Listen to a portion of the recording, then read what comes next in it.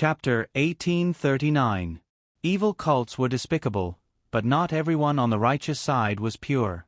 How many evil cults and demons had been directly or indirectly forced onto that path of no return by these people? No one was born evil. That was why you couldn't just look at the surface. Everything in this world had two sides. It all depended on which side you chose to believe. Wang Shu didn't know the relationship between Lu Guang's sect and the Yi family, but he said that Lu Guang's sect's mechanism techniques were definitely related to the Yi family. So, can you help me now? Wang Shu's nose was almost touching Shi Shang's. Shi Shang shrugged. How do you want to hack it? Wang Shu burst into laughter. She suddenly didn't understand why she had gone through so much trouble. The 10-turn mechanism technique that no one except the Yi family could solve had become a simple matter of hacking it? Wouldn't the people outside go crazy if they heard this? I want to go in, don't collapse it. Wang Shu reminded him. You want those 3 swords? Shi Shang raised his brows. To be precise, I only want Ni Yuan, Wang Shu said. Ni Yuan? What's so special about it? Ghost Weep sounded more domineering. Why did he want Ni Yuan instead? Because that's what I bet on. Wang Shu paused. I have a bet with Ziwei Gongzi. Whoever finds Ni Yuan first wins, and the winner can ask the other party to do one thing. You went through so much trouble for such a boring reason? Shi Shang's mouth twitched. She had already imagined this idiot's amazing background, but now he was telling her that he was just making a bet. Asterisk flips table asterisk, who the hell made a bet? Boring? Wang Shu retorted. I fought with him a few times, but we couldn't determine the winner, so I used this method. Wasn't it boring? Don't you think he's using you? Shi Shang began to speculate about Ziwei Gongzi. From the first time she saw him at Lu Guang's sect's back mountain, she felt that he wasn't a good person. Regardless of whether he was a good person or not, she felt that he wasn't one now. Shi Shang had to be wary of him. Haha. Why do you think everyone is scheming? Always be on your guard, Shi Shang replied to the system in his mind. Is that a normal sense of vigilance? I'm not a normal person. This system is actually speechless. Lunatic host, goodbye. Doesn't matter. Wang Shu didn't care. All I have is this life, but it belongs to you now. So, City Lord, take good care of what I've given you. Shi Shang held Wang Shu's hand tightly and placed it in front of his chest. I'll protect you. I'll protect you from suffering and bloodshed. Ha ha ha. Wang Shu laughed uncooperatively. City Lord, have you said this to many young talents? You're quite skilled at it, aren't you? Although Wang Shu spoke casually, his eyes were fixed on Shi Shang. Shi Shang looked at him as if he was an idiot. Wang Shu. What was the meaning of this? Shi Shang let go of his hand and dragged the iron sword to a deeper area. City Lord, did you tell anyone? Wang Shu caught up to Shi Shang and asked in a tone that wasn't too polite. No. Really? Not really. Did you or did you not tell me? Words of love and vows are only for you. 5 days later. Ghost Weep and Wind Mark appeared at the same time in the hands of the Wulin people. The people who held the swords didn't know the origin of the swords. They only knew that when they woke up, they found the swords beside them. At first, they didn't realize that it was the legendary evil sword. Later they realized that it was the evil sword. Then, a storm broke out. What surprised everyone more was that since Ghost Weep had just appeared, what kind of sword was the City Lord of the Dead Spirit City holding? How could it be so powerful? Some people guessed that it might be the Ni Yuan sword, but others refuted. The symbol of the Ni Yuan sword was described in many records. The sword in the hands of the City Lord of the Dead Spirit City was definitely not the Ni Yuan sword.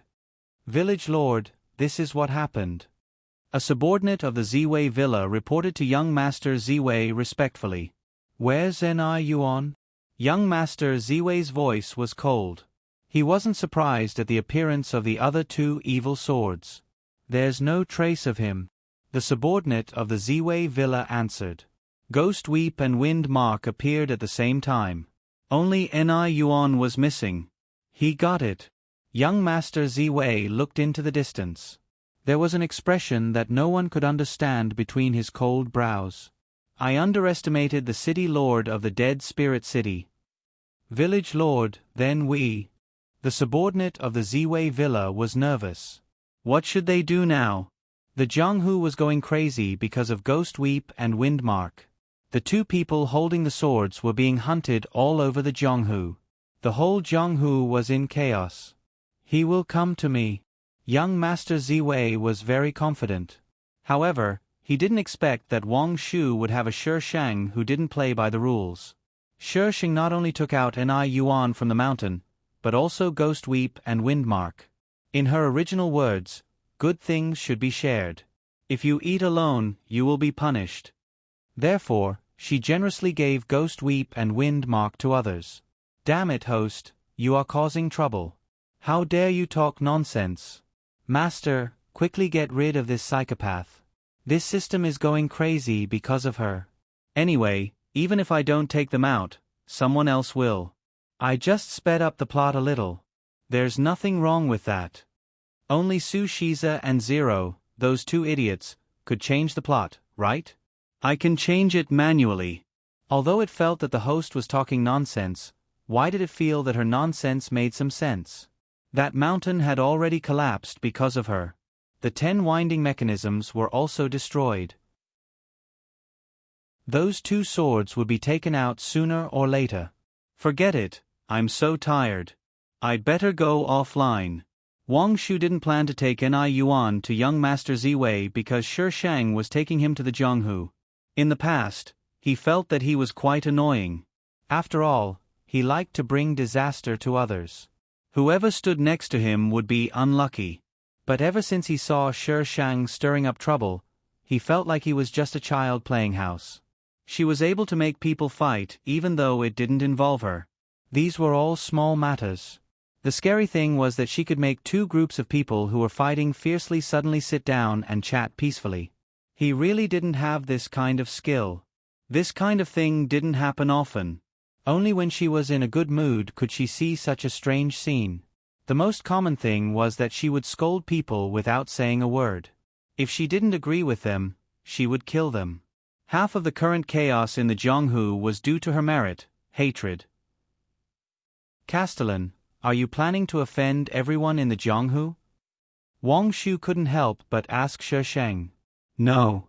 Wang Shu was surprised when he heard that. You are planning to offend everyone in the Jianghu. Before he could fully express his surprise, he heard the person say, I plan to offend everyone in the Jianghu.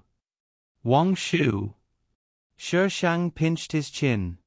Since you have offended so many people, do it thoroughly.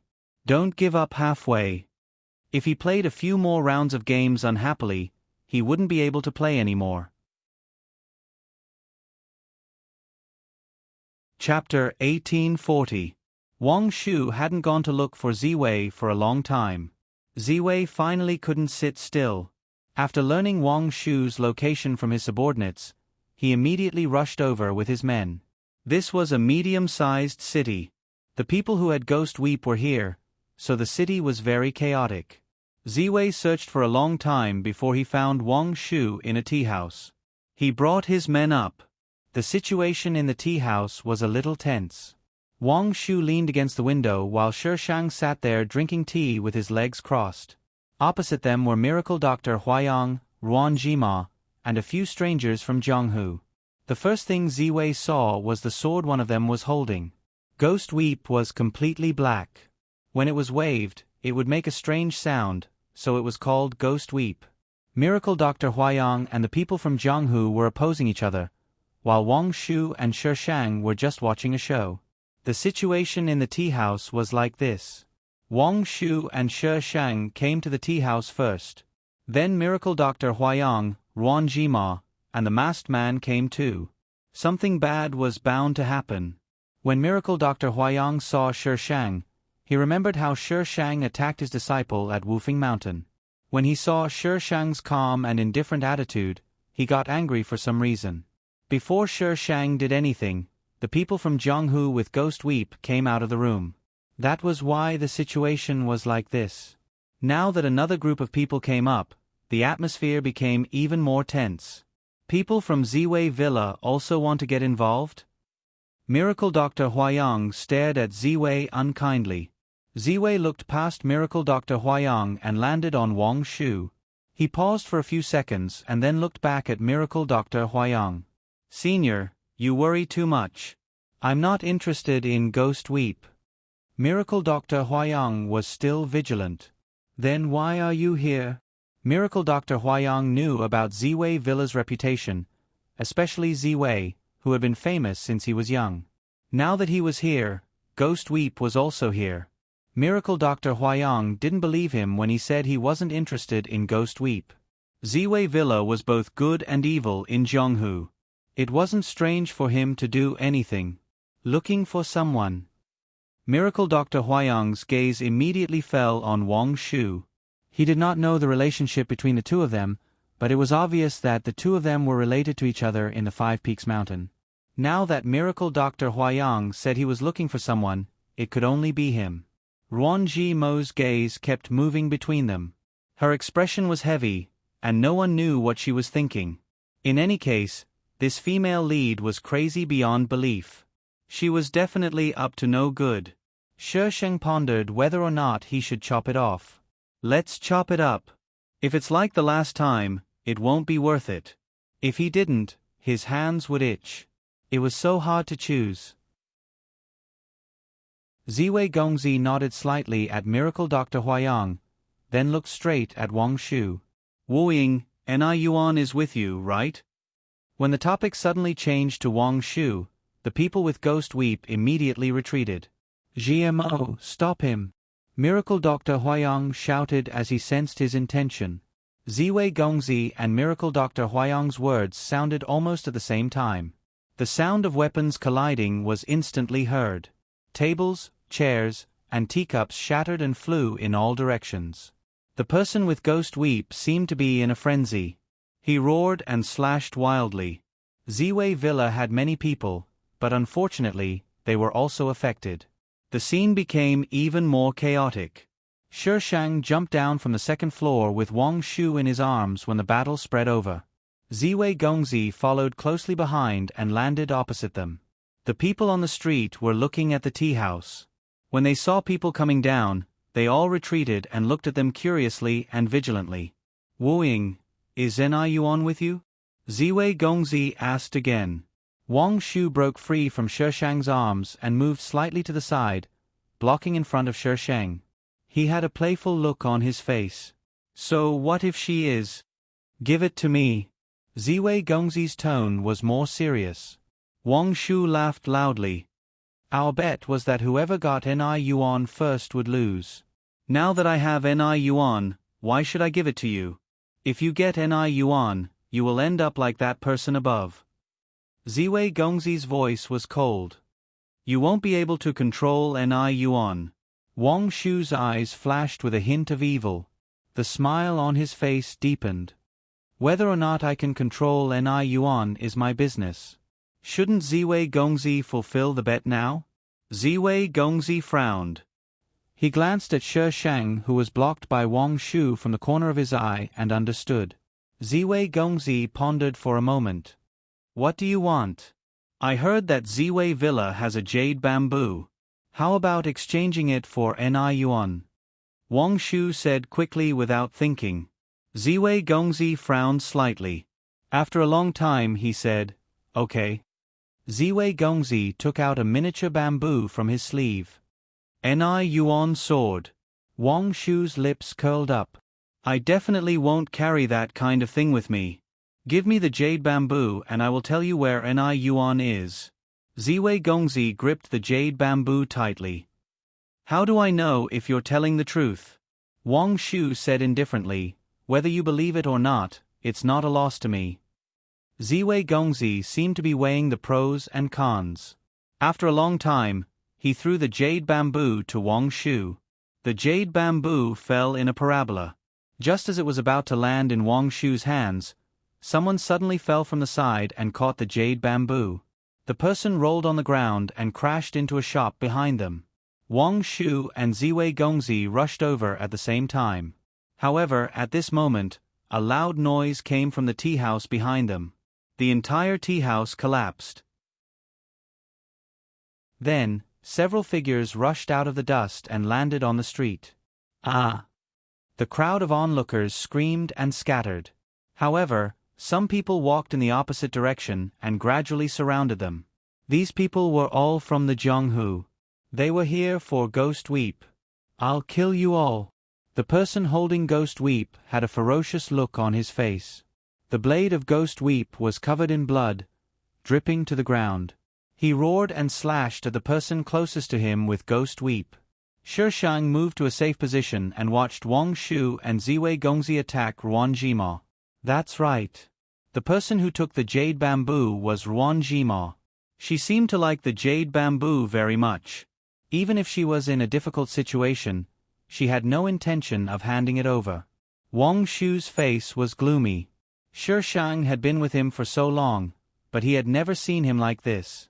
Most of the time, he was smiling and narcissistic. Ruan Jima rushed out of the encirclement of Wang Shu and Ziwei Gongzi. She staggered and landed in front of the masked man and quickly stuffed the jade bamboo into his hands. The man seemed a little surprised. He turned around and hugged Ruan Jima tightly. Shishang flew to Wang Shu's side on the iron sword. He tilted his head and asked, "Do you really want it?" "It's for you," Wang Shu said. "For her. F***ck. How dare you snatch the female lead that was given to I? I must get it back. I'm the legendary author. Love me." Chapter 1841. Shishang jumped down from the iron sword and rushed into the battle with the iron sword. Ruan Jima and Yu were in the center. Shishang, a walking fighter, rushed to them as if there was no one around. "Qing Yuan." Ruan Jima gritted her teeth and her words were drowned out by the whistling sound of the iron sword. Ruan Jima didn't feel this way when facing Ghost Weep. The blood in her body seemed to have solidified. Her limbs were cold and numb. She couldn't move. Fear spread from the bottom of her heart and wrapped around her heart like a vine. It was so tight that she couldn't breathe. "Be careful." Yu's voice pulled Ruan Jima back from her thoughts. Her body instinctively stepped back. The iron sword brushed past her face. The cold air suddenly swept over and half of her face seemed to be frozen into ice. Yu pulled her from behind. She was like a drowning person who was saved. She took big breaths of fresh air. So scary. That feeling just now. Swish, swish, swish. Yu saw that Ruan Jima was in a bad state and didn't dare to let go of her. He took her to avoid Shishang's messy slashes. "Jima, Yu." Dr. Huayang's voice sounded from the other side. Yu turned his head and saw that Dr. Huayang was forced into a corner by Ghost Weep. Beside him was someone who was waiting for an opportunity to take Ghost Weep away. Yu was distracted and felt a pain on his shoulder. Ruan Jima fell out of his arms. He tried to pull her, but in the next second, his whole body fell to the ground. Someone stepped on his chest. "Du Suihan? Is that you?" A woman's clear voice came into his ears. When she was slashing him just now, she clearly felt the resistance of slashing the main character. Since Du Suihan was the main character in this script, the person with the mask was most likely Du Suihan. Yu snorted. "Du Suihan died a long time ago." "Really?" Shishang used the iron sword to lift his mask. Yu couldn't stop it and the restraint on his face was lifted. The original owner had never seen Du Suihan before, so Shishang turned around and asked Wang Shu, "Is this Du Suihan?" Wang Shu pushed away a few people who were blocking the way and walked to Shishang's side. He glanced at Yu's face and said, "I was wondering how the #1 genius of the Spirit Crane sect could die so easily." "TSK. So you faked your death." These words undoubtedly proved Yu's identity. He was Du Suihan. Shishang was not interested in whether he was Du Suihan or not. He took out the jade bamboo from him. "Qing Yuan." A sharp reprimand pierced through the chaotic scene. Shi Shang looked sideways and saw a figure rushing towards her. It was Ruan Gmo. She was holding Ghost Weep, which was still in someone else's hands. Ghost Weep cut through the air, and the sound seemed to come from all directions. Shi Shang raised his iron sword and blocked Ghost Weep. The two swords collided and sparks flew. Ruan Gmo pulled Ghost Weep to the side, and the ear-piercing sound suddenly rang through the entire space. She raised Ghost Weep again and slashed down fiercely. Shi Shang kicked Du Suihan to the side, where there were many people. Even though Du Suihan had been dead for 4 years, many people still recognized him. It was too late for Du Suihan to hide. Clang! Clang! These two sounds rang out at the same time. Everyone looked up and saw that the figures in the air had separated, and a black blade fell from the sky and stabbed into the gap of the street that was beyond recognition. Then, a figure smashed down. Ruan Gmo's blood was boiling, and she spat out a mouthful of blood. She grabbed the gravel on the ground, and the veins on the back of her hands bulged. Qingyuan! She looked up, and her eyes were full of hatred. Qingyuan, how dare you? Why did she have to be bullied when she was the little junior sister in the sect? They were both orphans, and they entered the sect together. Just because she had a birthmark on her face, the Great Elder chose her. Since then, they were worlds apart. Ruan Gmo was not reconciled. She didn't know when she became more and more jealous of Qingyuan. So when they were on that mountain, she accidentally pushed her. At that time, she regretted it a little. But when she saw her come out safely, her regret was occupied by other things. How dare you? Shi Shang landed beside Ruan Gmo and looked at her coldly. How would I know? Wasn't all of this necessary for the plot? In the early stage, the cannon fodder always had a better life than the main character. When the main character came on stage, the cannon fodder would line up to be killed by the main character. What else could they do with the cannon fodder's misery? Wasn't this a trick? Who knew why? Fine, let's not talk nonsense with the female lead. Let's kill her first. Shi Shang carried the iron sword and approached Ruan Gmo. Cough, cough. If the Great Elder didn't choose you to be his last disciple, cough, do you think you have today? Ruan Gmo stared at Shi Shang with a pair of red eyes. Shi Shang's mouth had a shallow smile. You don't accept it? Then let the time go back and let the Great Elder choose you. I don't want to take the blame for the Great Elder. The Great Elder was so good to you. Cough, cough, cough, cough. After the Lu Guang sect was destroyed, you didn't want to avenge them. Qingyuan, don't you feel guilty? Shi Shang continued to smile. Oh. So I'll have to trouble you to apologize to the Great Elder for me. That was the original owner's master, not hers. The original owner didn't ask her to avenge them. What did it have to do with her? She didn't do this kind of side task if there was a reward, let alone if there was no reward. Ruan Gmo's eyes were filled with complex emotions. Finally, she was shocked. Qingyuan, how can you be so cold-blooded? Yes, do you want to use love to influence me? Shi Shang raised his sword. The original owner's last wish would be fulfilled if he killed her. Awesome. Ruan Gmo's pupils contracted. She moved back. Her palm was cut by the gravel, but she didn't have time to care. She got up in a panic and ran back.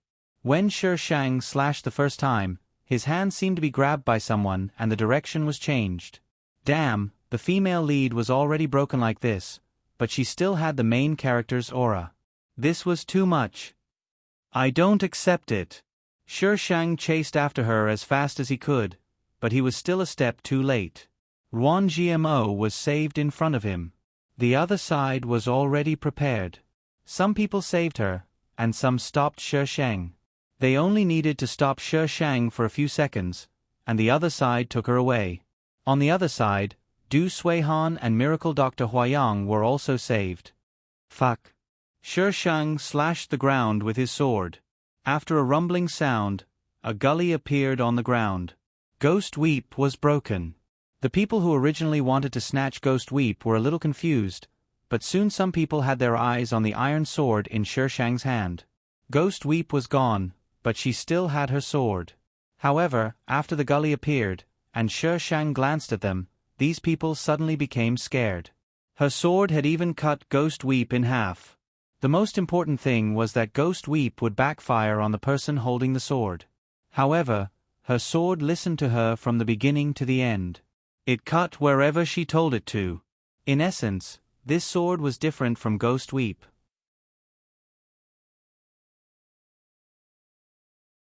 Chapter 1842.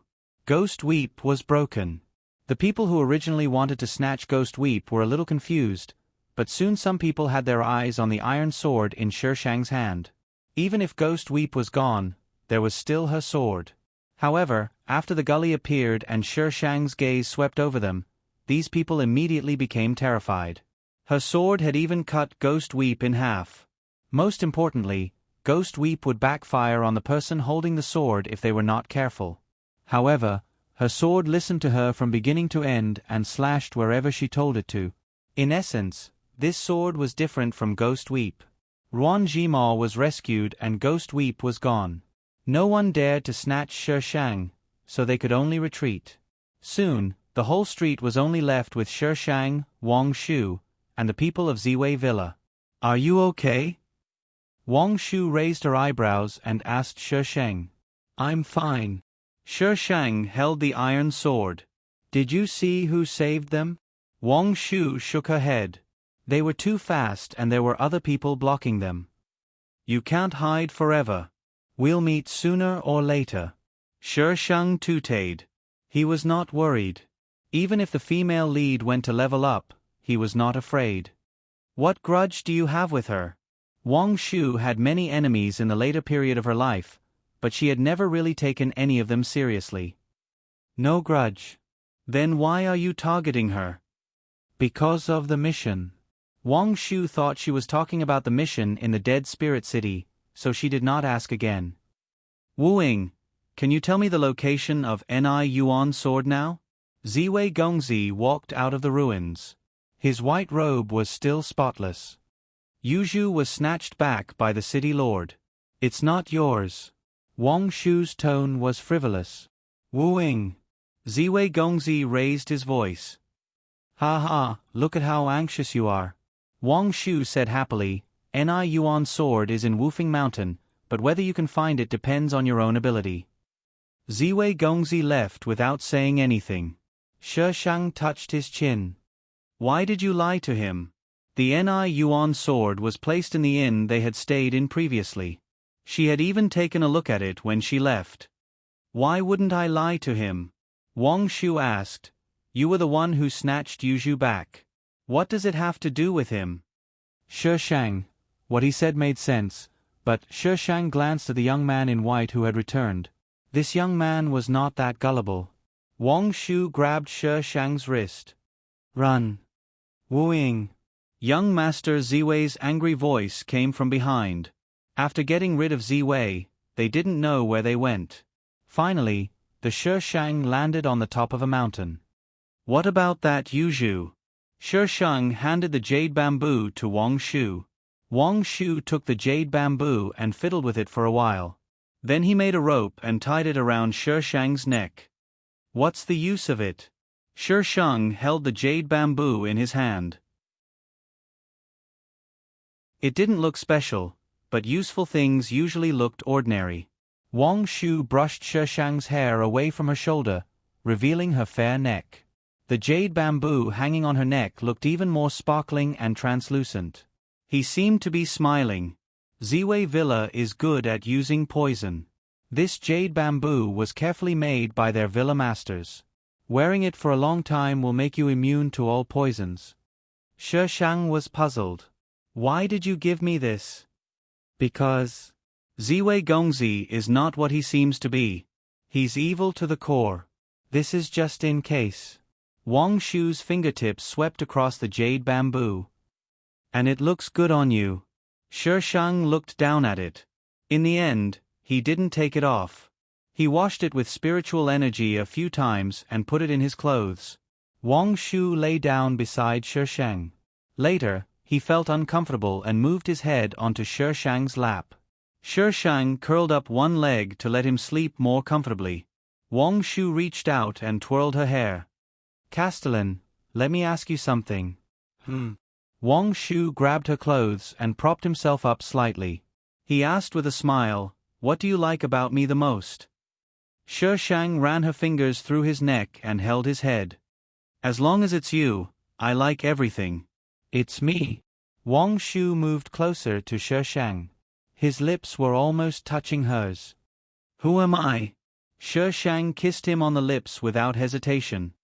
"It's you." Wang Shu froze and looked away from Shi Shang. He snorted and lay back on top of her. "Castellan, are you looking for someone else's shadow on me? Or did you mistake me for someone else?" "I didn't mistake you for someone else. I'm not looking for anyone else's shadow. I'm looking for you." Shi Shang sounded helpless. Wang Shu wrapped his arms around her waist and buried his face in her body. "It's okay. Whether you're telling the truth or not, I won't let you go. Castellan, you won't have the chance to regret it in the future.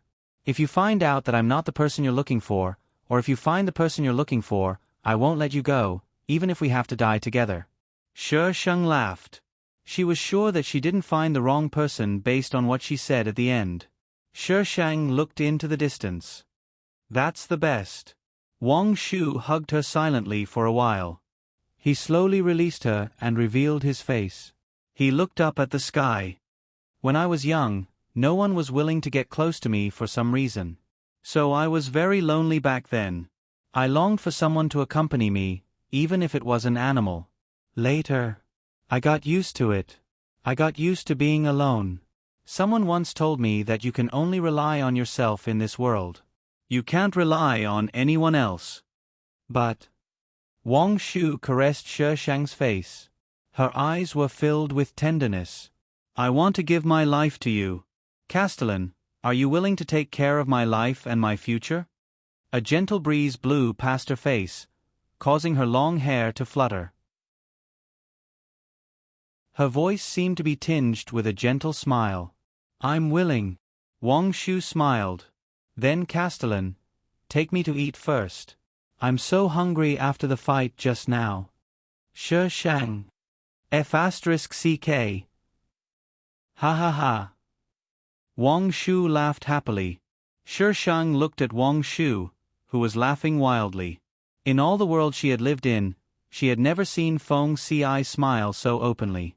Even if he was happy, he would only smile. Wang Shu reached out and hugged Shi Shang's neck. He pulled her down and captured her lips. After a long time, Wang Shu finally let go of Shi Shang. He leaned against Shi Shang's chest. "Is Castellan willing to take me to eat now? I've already paid for it." Shi Shang pressed his slightly red lips against his forehead and kissed him all the way to the tip of his nose. "Smile more in the future, okay?" Wang Shu was confused.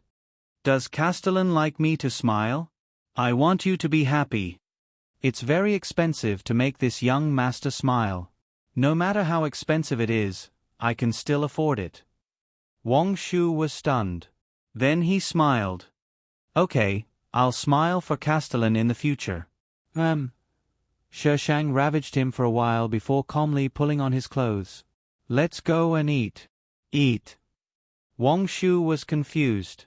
Wasn't he going to eat him? Why did he jump to eating? Was the food better than him?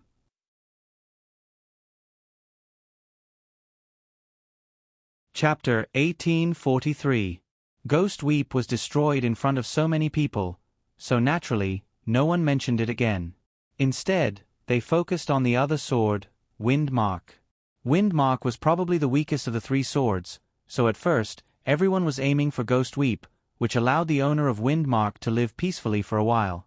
But now, this peaceful time was about to come to an end. The righteous people of various sects began to shout slogans. They wanted to destroy Windmark and the Ni Yuan sword that was nowhere to be found. They wanted to be responsible for causing chaos in the martial arts world. Most of the sects responded positively, so the current situation in the martial arts world could be divided into 4 groups. The people who owned Windmark, the sects who wanted to destroy it, the sects who wanted to snatch it, and the onlookers like Shi Sheng. The people of Ziwei Villa were looking for Wang Shu all over the world. They were determined to get the Ni Yuan sword. However, Wang Shu didn't seem to care much about this. It seemed that he had only taken the Ni Yuan sword for the sake of a bet, just as he had said. Shi Shang had returned to the Dead Spirit City for a few days. In these few days, other than listening to Xiao Li's gossip, he stayed with Wang Shu to look at Ni Yuan. You've been looking at him for a few days. How can you tell? Shi Shang held a plate of melon seeds and sat opposite Wang Shu. Between them was the Ni Yuan sword. Governor, help me break it. Wang Shu pointed at Ni Yuan. Why?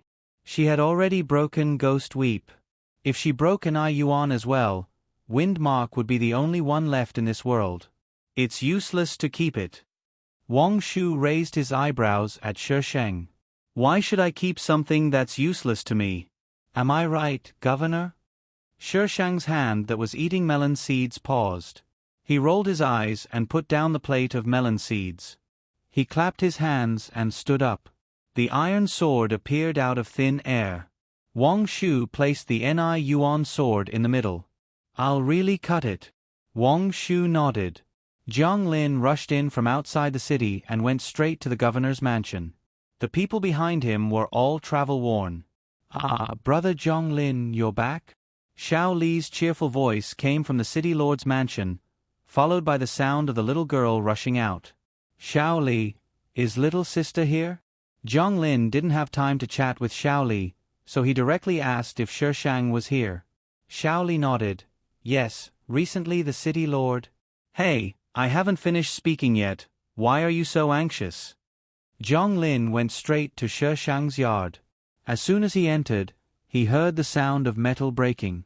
He was stunned for a moment, but didn't think too much about it. He went up and knocked on the door. The person who opened the door was Shi Shang, who was dragging the iron sword behind him. He didn't even bat an eyelid at Shi Shang's return. Jiang Lin smiled bitterly in his heart. Ever since 4 years ago, his little junior sister had always been this calm. No one could make her look at them. Junior sister. Just as Jiang Lin was about to speak, he saw a purple figure behind the half-opened door. The figure clearly belonged to a man. Jiang Lin's gaze was fixed on the inside, and the rest of his words disappeared without a trace. For a moment, the surrounding air seemed to have quieted down. There was a man in little junior sister's room? In the past, they couldn't even stand in little junior sister's room for a while, but now there was someone in little junior sister's room? What happened while they were gone? City Lord. Wang Shu saw Shi Shang standing at the door and didn't move for a long time, so he couldn't help but call out. Shi Shang opened the door, turned around, and said in a flat voice, "What's the matter?" He was obviously asking Jiang Lin. When the door opened, he could clearly see the person inside. The man in purple was holding a broken sword and looking at him from the side. His gaze was a little inquisitive, but also a little playful. Jiang Lin frowned and lowered his gaze. "Little junior sister, I have something to talk to you about in private." "Just talk here. He's not an outsider." Shi Shang sat on a chair, casually placed the iron sword to the side, and continued to eat sunflower seeds. The man in purple seemed to be amused by her words. He smiled and whispered something to her. Jiang Lin could only vaguely hear the words like, "and night." His little junior sister, who didn't like people to get close to her, intimately pinched the man in purple's face. Her eyes were filled with a faint smile. Who was this man? Brother Jiang Lin. Huff huff. Xiao Li ran over, huffing and puffing. I haven't even finished speaking. Why are you walking so fast? Are you scared now? Ah. Xiao Li's shock scared Jiang Lin. He came back to his senses and looked at Xiao Li, who was screaming. Xiao Li pointed at the sword in Wang Shu's hand and the other half on the ground. Her face was full of fear. City Lord, you broke the Ni Yuan sword? Ni Yuan sword? Wasn't that one of the 3 great evil swords that caused a stir in the martial arts world recently? Jiang Lin looked at the broken sword on the ground in confusion. This was the Ni Yuan sword? It broke? The metallic sound he heard just now couldn't have been the sound of this sword breaking, right? Mem. Shishang answered slowly. Zhonglin wiped the cold sweat off his forehead. Little junior sister, you're really something. People fought over the sword to the death and you broke it just like that? City Lord. Shaoli probably couldn't find any words to describe her valiant city lord. She could only silently give him a thumbs up. You're awesome. If people outside knew about this, they would drag you to the pig cage and drown you. What's the matter? Shishang's gaze fell on Zhonglin. Cough. Zhonglin straightened his face. Little junior sister, we found some useful clues. Before the Lu Guang sect was destroyed, someone saw a group of people appear near the Lu Guang sect. Their actions were suspicious. Although Shishang didn't care about this matter, they could use the resources of the Dead Spirit City at will. Therefore, when Zhonglin and the others found out the news, the first thing they did was to report it to Shishang. Oh, and then Zhonglin. There was nothing else. They found out about this by accident. Now, everyone was investigating in this direction. He believed that since someone saw it, there must be some clues. He just saw how chaotic the Zhonghu was recently and heard the rumors spreading around. He was a little worried about Shishang, so he rushed back to take a look. Coming out of Shishang's room, Zhonglin was still in a very unreal state. He grabbed the bouncing Shaoli. Shaoli, who was the man in little junior sister's room? Him. The wife of the bandit that the city lord snatched back. Puff, are you kidding me? Little junior sister was a little fierce, but she wasn't the kind of bandit who would casually snatch people. Did little junior sister lack love too much? Zhonglin felt guilty. If he had known, they wouldn't have all gone out. They should have left a few people to accompany little junior sister. Who is he? What's his name? Zhonglin felt that the man was a little familiar, but he couldn't remember where he had seen him. Shaoli said, Master Shadowless, one of the 3 great masters of the Zhonghu. But the city lord calls him Wang Shu. Wang Shu should be his name, right? It's strange that people in the Zhonghu have names. Who? Zhonglin felt that he might have heard wrongly. Shaoli tilted her head. Master Shadowless. Zhonglin, oh my god, little junior sister, what did you do?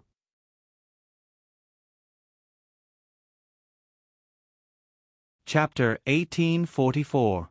After Shaoli's cramming, Zhonglin finally knew that some of the things he heard outside weren't just rumors. Zhonglin had a new understanding of his junior sister. No, it was simply a new understanding of the world. However, he was a bit worried about Wang Shu. There was a reason why Zhonghu's evaluation of Shadowless was bad. They wouldn't say he was bad for no reason. From what Shaoli said, his junior sister seemed to like Shadowless a lot. This was going to be difficult. Zhonglin thought about it and decided to talk to Wang Shu.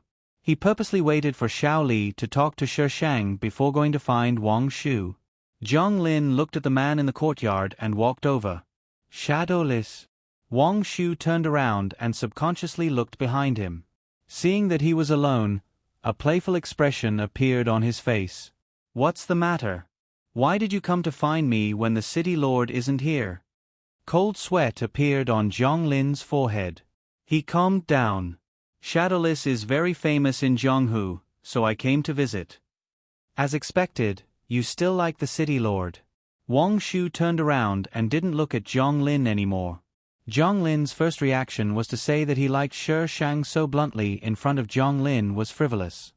Shadowless, I'll be frank. We've spoiled our junior sister since she was young. She's never been wronged. What's your purpose in getting close to her? How could someone so famous in Zhonghu stay by his junior sister's side so obediently? Zhonglin wouldn't believe it even if he was beaten to death. He definitely couldn't let someone like this stay by his junior sister's side. Wang Shu chuckled. It was your city lord who forced me to come back. Why are you asking me my purpose now? With Shadowless's strength, it's not a problem for you to leave, Zhonglin said seriously. You underestimate her too much. Wang Shu's tone was a bit strange. He wasn't sure if he could escape from her if he wanted to. Of course, the most important thing was that he didn't want to leave her. It seemed that staying by her side was the most meaningful thing. Wang Shu turned around and smiled. "Don't worry, young Master Jiang. I don't have any dangerous thoughts towards her." Jiang Lin frowned. "How can I believe you?" Wang Shu's gaze shifted and landed somewhere. "It doesn't matter whether you believe it or not. It's enough that she believes it." Jiang Lin heard the footsteps as well. He turned around and met Shi Shang's gaze. Little junior sister. She was clearly the youngest, but he always felt short of breath in front of her. Shi Shang walked past him without looking at him. Only then did Jiang Lin realize that she had been looking at the person behind him the whole time. Shi Shang stood between them. "What are you doing here?" "Junior sister, I."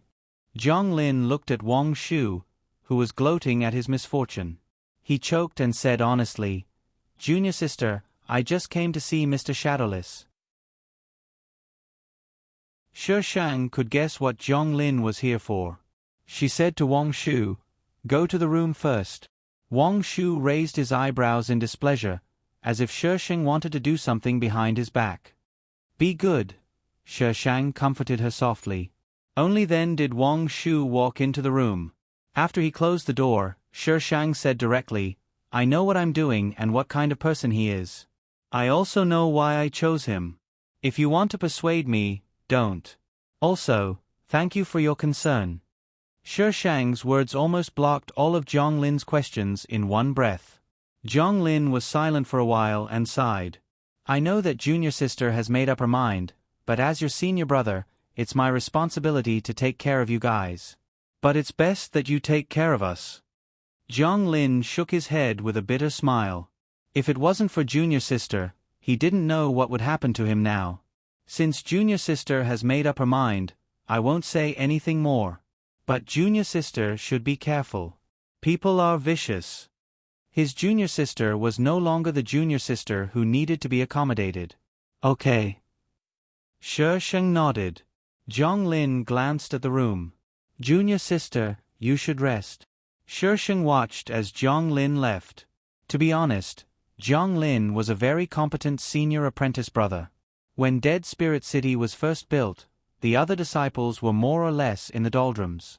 Adding on the things she had done, many people didn't really understand her. Instead, it was Jiang Lin who supported her. Shi Shang shook his head and returned to the room. Wang Shu stood in the dark. "What did he say to you? Didn't you hear it?" She didn't believe that he couldn't hear from a room away. "But I want to hear it from you." Wang Shu silently appeared behind Shi Sheng.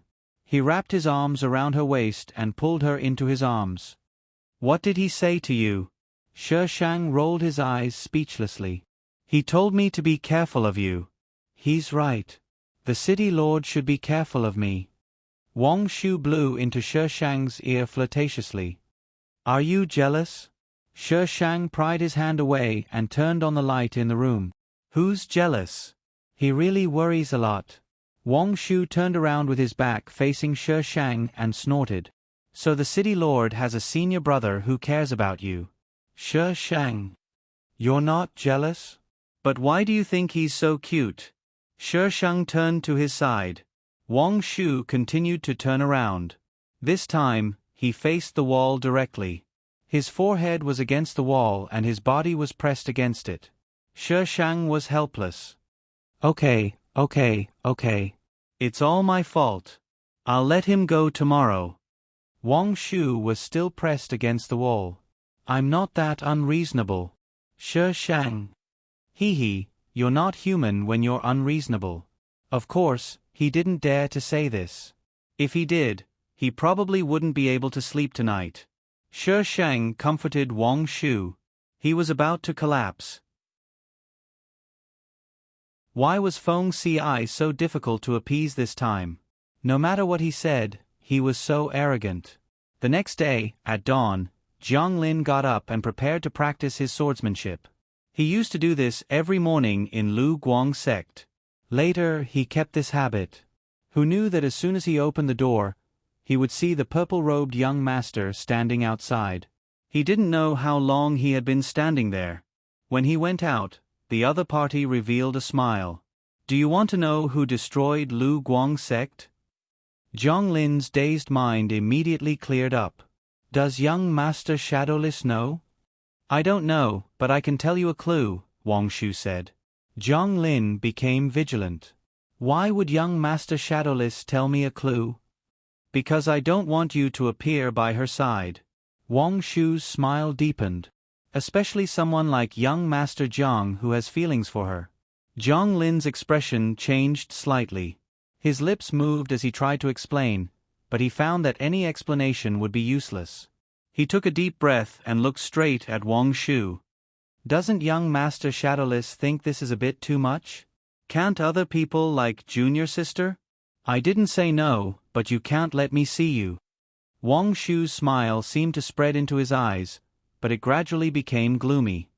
Do you want a clue, or do you want to stay here?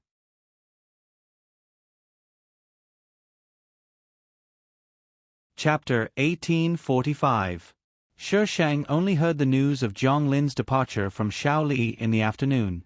He heard that Zhang Lin had new clues and was in a hurry, so he didn't say goodbye to Shi Shang. Shi Shang suspiciously glanced at Wang Shu next to him, who gave him a bright smile. After Shaoli left, Shi Shang immediately got up, put his hand on the chair next to him, and looked down at him. You did it, right? Wang Shu twirled Shi Shang's hair with his fingers and sniffed it. He chose the clue I gave him, which proves that in his heart, Lu Guang's sect is much more important than you. Or is the city lord reluctant? Shi Shang threw himself on him. I will take care of this kind of thing, you don't have to do it. Wang Shu hugged Shi Shang and chuckled, then laughed. After laughing enough, he stroked Shi Shang's back. As the person the city lord likes, of course I have to deal with the flowers and plants around you. It's enough that the city lord has me. Shi Shang hugged Wang Shu. There will always be only you. Cough. Shaoli stood at the door and saw that the people inside didn't separate for a long time, so she could only cough. City lord, there is a task. She was still a child. Why didn't she close the door? Shaoli waited for the people inside to come out. Shi Shang was calm, but Wang Shu was a little unnatural. When Shi Shang left the room, he slammed the door shut. Shi Shang. A shy wife is so cute. Shaoli. Worthy of being the wife of the village chief, she even dared to slam the door in front of the city lord. Shi Shang calmed down. What task? Zhonghu is so chaotic now. How can there be business? Xiao Li's mouth twitched. City lord, business has been better than usual recently. It was a chaotic time. Now was the best time to fish in troubled waters. Xiao Li quickly said, most of the people in the Dead Spirit City have gone out, and this is related to Ruan GMO, so I asked the city lord. Ruan GMO? If it's related to the female lead, there must be a trap. Don't accept. Don't accept. Huh? Xiao Li was puzzled. Why? City lord, aren't you at odds with her? This time, someone is willing to pay for her head. There's money to be made and she can get the city lord to kill her. Why wouldn't she accept? Shi Shang had a profound look on his face. You don't understand. Just don't accept it. Oh. Xiao Li was disappointed. It's a pity that you wasted so much money. Who wants to kill her? Shi Shang asked.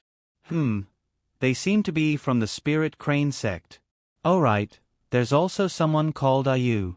The reward for killing the two of them is very high. Xiao Li paused.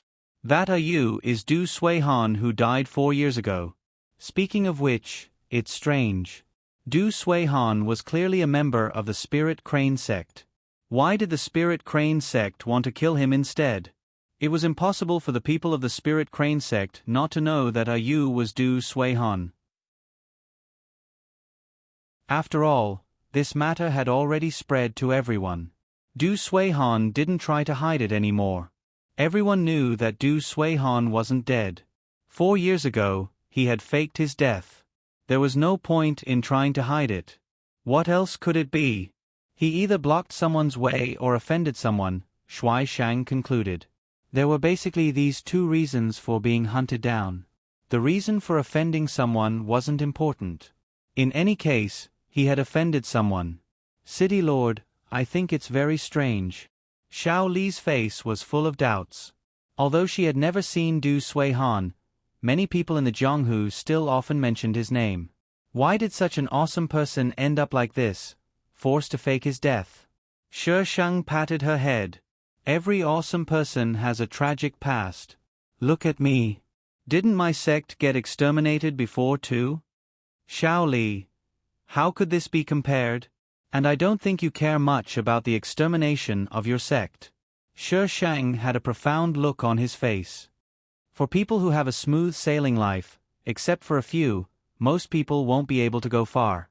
They were used to having a smooth sailing life. Any disaster could overwhelm them. Therefore, in the process of growing up, having a disaster wasn't necessarily a bad thing. As long as you clenched your teeth and got through it, what awaited you was a bright future. That was impossible. There weren't so many inspirational stories. From the grassroots to the throne, it was all about ability and opportunity. Both were indispensable. Although Shi Sheng didn't accept this mission, she wanted to watch the show. Maybe she could take advantage of it and kill the female lead. Ruan Gmo had appeared in a city. Shi Sheng received a tip and rushed over with Wang Shu as if they were on an outing. When they entered the city, the inspection was very strict. The person who came to pick up Shi Sheng told him that a high-ranking official's granddaughter was getting married in a few days. To prevent any accidents, the inspection was very strict. Of course, this was only a superficial explanation. According to the tip, the high-ranking official was looking for someone. It was very likely that he was looking for Ruan Gmo and her group. After Shi Sheng entered the city, he found that the streets were full of soldiers. Although they were only patrolling the streets, their eyes were constantly scanning the surroundings, full of vigilance. Wang Shu put his hands behind his head and followed Shi Sheng casually. His eyes scanned the surroundings, then returned to Shi Sheng. City Lord, are we just going to walk around aimlessly like this? Let's find a place to stay first, Shi Sheng said. There's an inn in front. Wang Shu raised his chin. Shi Sheng looked in the direction he was looking. There was an inn not far away. Shi Sheng took his hand and said, "Let's go." Wang Shu lowered his eyes and looked at her white hands. Her hands were very beautiful and soft. They didn't look like the hands that held a sword at all. Sometimes, he was really curious. Why did such a person like her take a fancy to him? There were many people in the inn. The shouting in the hall could be heard even before they entered the door. Shi Sheng entered the door and the waiter immediately came to greet him. "Guests, do you want to have a meal or stay?" "Say." The waiter glanced at Shi Sheng and Wang Shu calmly and smiled. "Guests, I'm sorry. We only have one room left. Do you mind?" "We don't mind." Shi Sheng didn't ask for Wang Shu's opinion and answered directly. "Then, this way please." The waiter immediately led them upstairs. The room wasn't big. Fortunately, the environment was clean and the waiter's service was good. "Mayor, I'll sleep on the bed." Wang Shu occupied the bed as soon as he entered the room. "Okay, I'll sleep on top of you," Shi Sheng said casually. Wang Shu. Every time, she would suddenly refuse at the last moment. That was why he didn't let her sleep. Wang Shu lay on the bed with his arms and legs spread out. His limbs occupied the entire bed. Shi Sheng went downstairs to ask for some food and hot water. He asked the waiter to bring them upstairs. She went outside to listen to the gossip in the neighborhood. By the time Shi Sheng returned, Wang Shu had already fallen asleep on the bed. He was sleeping on his side, his hair spread out under his body. His side profile was flawless, like a piece of art displayed in a display window. Every part of his body was perfect. Shi Sheng came in and he squinted his eyes. Perhaps he recognized her, so he closed his eyes and turned over to continue sleeping. Then he suddenly sat up. Shi Sheng was shocked and stood there looking at him. He sat up for a second and then lay back down with his arms and legs spread out. Shi Sheng, he was crazy.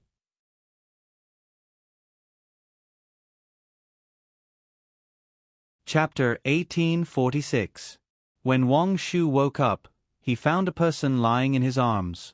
His waist was crossed by her legs, and his whole body became a large pillow. When did she sleep here? Wang Shu thought for a while in a daze. Last night. What happened last night? Wang Shu felt pain all over his body, and the blank part of his mind gradually came back. His face suddenly turned red. He felt that he was hugging a stove at this time, and his whole body was burning hot. Calm down. Calm down. Wang Shu tried to take deep breaths to calm his restless heartbeat. The person in his arms suddenly moved. She rubbed his neck and her soft lips were against his Adam's apple. Every breath hit his Adam's apple. Wang Shu struggled. Should he be a beast? Just as Wang Shu finished struggling and was about to be a beast, the person in his arms suddenly opened her eyes. The face was so close. Shi Shang blinked a few times and was expressionless for a while. Suddenly, she said, "You're pushing against me." Wang Shu suddenly turned over and sat under the quilt. Shi Shang felt cold. She yawned and got out of bed. She slowly put on her clothes. "Why didn't I see you so shy when I helped you last night? Why are you shy now?" Although he was shy, it was quite fun. "I didn't ask you to help." Wang Shu's eyes wandered, and the blush on his face didn't fade at all. Shi Shang put on her coat. Wang Shu suddenly said, "My lord, why are you unwilling?" Shi Shang was most annoyed by this question. When was she unwilling? Damn it, you're the one who's unwilling. I won't take the blame. However, she was afraid that he would think too much, so she had to explain nicely. She finally dispelled his doubts. It was almost noon. Wang Shu said that he wasn't feeling well and didn't want to go downstairs. Nanny Shang could only go down and get him something to eat. Shi Shang didn't see Ruan Gmo for the next few days.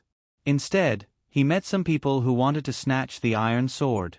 Shi Shang fought with them a few times. Later, they moved to another place. Those people couldn't find her, so they quieted down.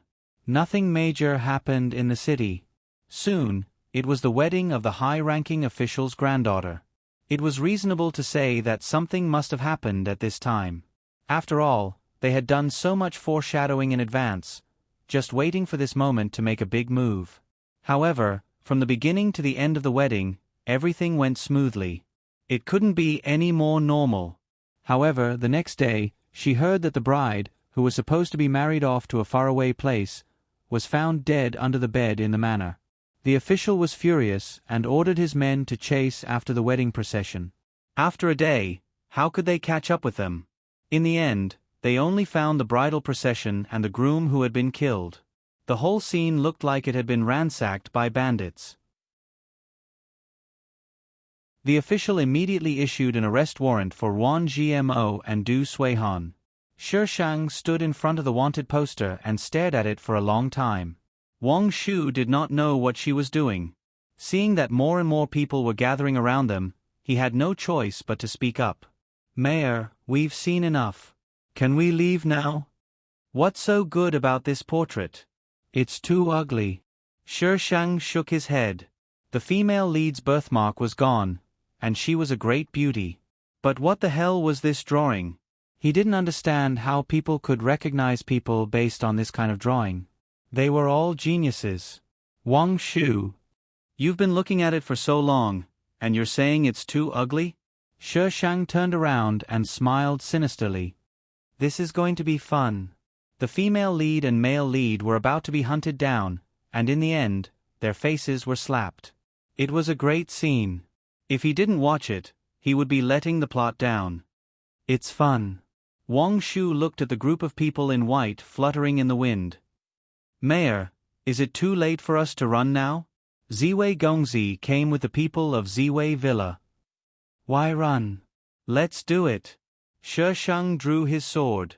This group of people was endless. "It's Qing Yuan." As soon as Shi Shang drew his iron sword, there was a loud shout. "Where is Qing Yuan?" Over there, quick." "That sword is in her hands. Go." Shi Shang. Damn. This group of people only recognized the sword and not the person, right? This group of idiots. Before Ziwei Gongzi could get close, he was blocked by the people who rushed up at the same time. Shi Shang and Wang Shu were surrounded. Ziwei Gongzi leaped up, stepped on a nearby building, and flew into the encirclement. It's Ziwei Gongzi. The people of Ziwei Villa used poison. These people were afraid of death and immediately stepped back. Ziwei Gongzi saved himself some trouble. He looked at Wang Shu. Wu Ying, where is the Ni Yuan sword? Give it to him, Mayor, Wang Shu said readily. Ziwei Gongzi frowned. There must be something wrong with him being so straightforward. Shi Shang took out the broken Ni Yuan sword from his space and threw it to Ziwei Gongzi. Ziwei Gongzi caught the 2 pieces of the Ni Yuan sword. When he saw the 2 pieces of the sword, he almost vomited blood. That's the Ni Yuan sword? Why is it broken? Why is the Ni Yuan sword broken? Together with the destroyed Ghost Weep, only Windmark is left. The crowd discussed animatedly. If Ghost Weep could be destroyed, it wasn't strange that the Ni Yuan sword could be destroyed as well. Moreover, these 2 swords were destroyed by the mayor of Dead Spirit City. So, the crowd looked at the iron sword in Shi Shang's hand excitedly. That sword was even more powerful than Ghost Weep and the Ni Yuan sword.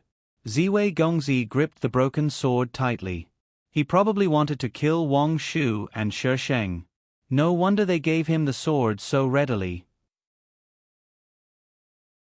What's the use of a broken sword? We're even. Wang Shu gave Ziwei Gongzi a bright smile. Ziwei Gongzi. Even my ass. You used me to find the Ni Yuan sword for you, and I returned you a broken one. It's fair, Wang Shu said. Wu Ying. You and I can't live under the same sky. Ziwei Gongzi's face suddenly darkened. There are many people who can't live under the same sky as me. Wang Shu's face was full of indifference. He had offended many people, so it didn't matter if he added one more. Ziwei Gongzi's chest rose and fell rapidly. He suddenly rushed toward Wang Shu. Wang Shu dragged Shi Shang and ran into the crowd. He used his internal energy to push the crowd. 7 or 8 people rushed toward Ziwei Gongzi at the same time. The innocent passers-by. Why do they get hurt when you fight? Although they wanted to snatch the iron sword, they hadn't done it yet, had they? Ziwei Gongzi violently pushed those people away. However, the crowd behind him was forced to rush forward. When he squeezed out of the crowd, Wang Shu and Shi Shang were long gone. Ziwei Gongzi almost poisoned this group of people to death. At first, Wu Ying was still under his control. He would go in the direction he wanted when he was provoked. However, ever since he met the mayor of Dead Spirit City, everything was out of his control. Asterisk, this is a fake group. Ziwei Gongzi. I feel like my pig has been seduced by a cabbage. Shi Shang, draws sword. Who are you calling a cabbage? Feng Xi. Wife, he called me a pig. Shi Shang, wait, I'll chop him to death. Ziwei Gongzi. Little fairy, don't you want the ticket? Little fairy, shivering, I don't dare to. Ziwei Gongzi was abrupt. System. Coward. Little fairy. Follow the heart. System. Copy me, humph. Little fairy. You were created by me. What copy you? Shameless. System.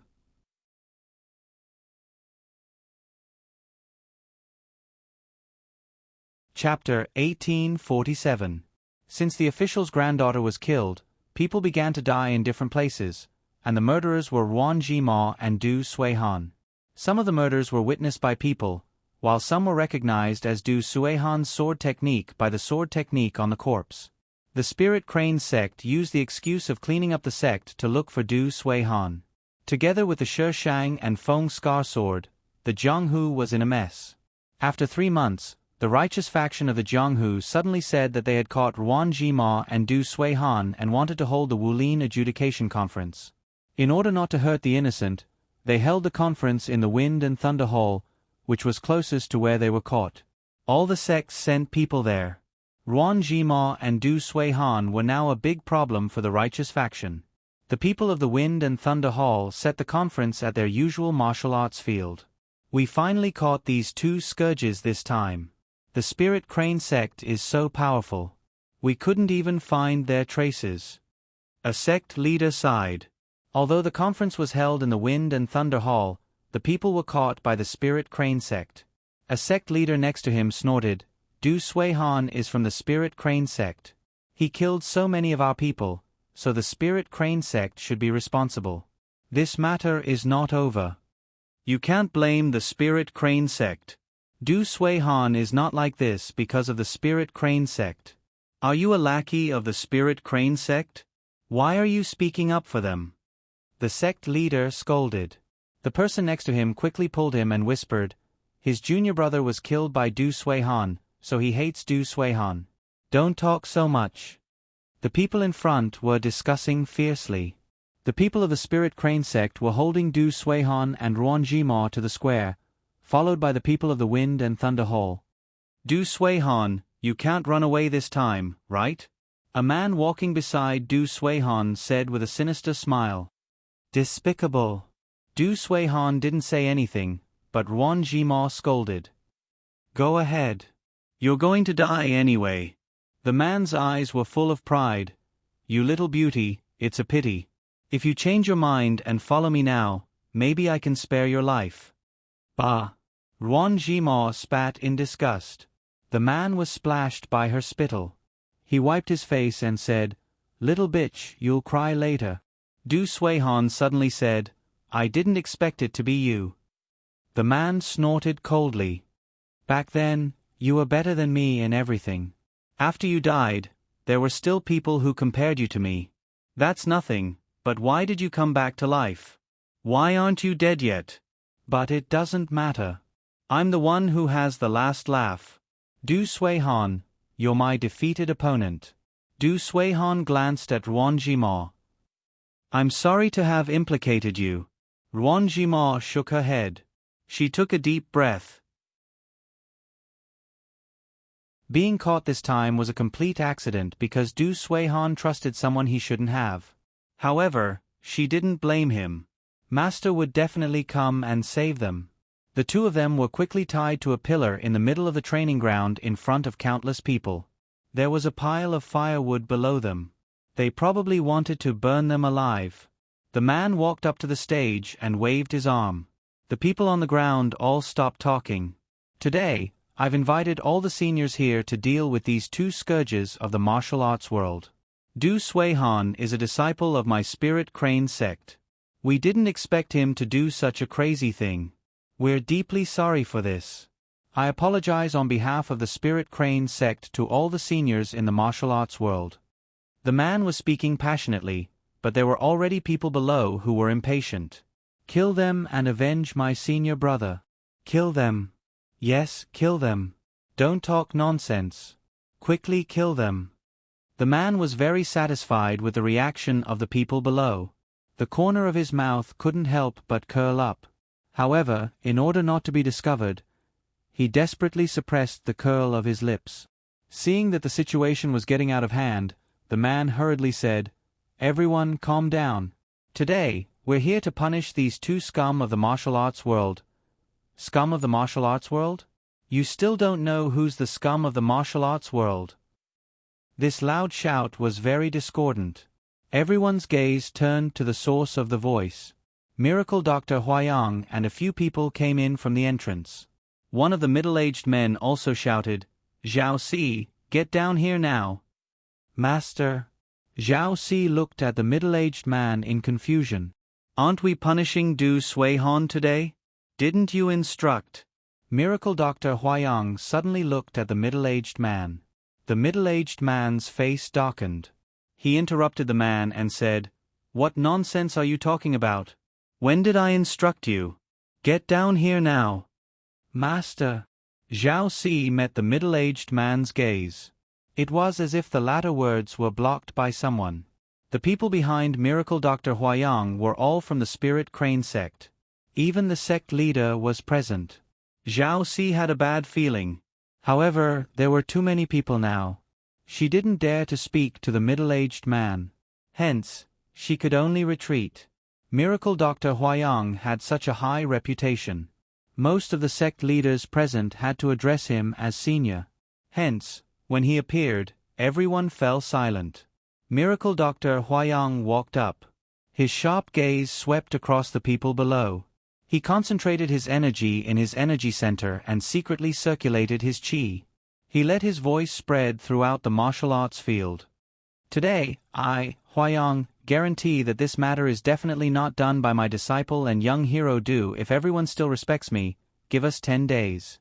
The truth will definitely come to light. The crowd fell into a strange silence. Someone couldn't help but stand out. Miracle Dr. Huayang, we believe you, but we don't believe them. Our people saw it with their own eyes. It was Du Suihan who killed the man. Are you saying that what you see with your own eyes isn't true? When one person questioned, there would naturally be a second one. Miracle Dr. Huayang, you are a senior. We respect you. However, the wound on the dead man's body is exactly the same as Du Suihan's pale snow sword. There is no doubt about this, right? Could it be that there are 2 pale snow swords in this world? These people didn't say that they didn't respect Miracle Dr. Huayang. Instead, they flattered him and didn't want to offend him. However, they still didn't agree with the investigation. Not good. The city lord of the Dead Spirit City and Master Shadowless are here. A disciple rushed in and broke the strange atmosphere in the martial arts field. Qing Yuan, what are they doing here? That sword. The people present had different expressions. Some were doubtful, some were disgusted, some were expectant, some were greedy. Of course, there were also some who were nervous when they thought of Shi Shang's terrifying fighting strength. Shi Shang and Wang Shu entered the martial arts field. It was as if they were walking on a red carpet. Everyone's gaze fell on them. Don't be nervous. I won't do anything. Shi Shang's eyes were curved, and his tone was light. Everyone. If you won't do anything, then why are you here? To watch a show? Shi Shang passed through the crowd and walked to a slightly more spacious area. Qing Yuan, what do you want? The leader of the Spirit Crane sect was the first to speak. I said I won't do anything. You guys continue. Don't worry about us. Shi Shang sat on the steps and looked like he was going to watch a show. Everyone. He really came to watch a show.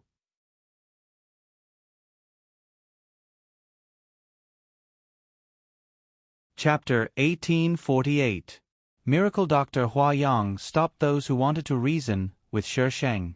Shi Shang and Wang Shu sat there and watched the show while munching on melon seeds. How stifling was that?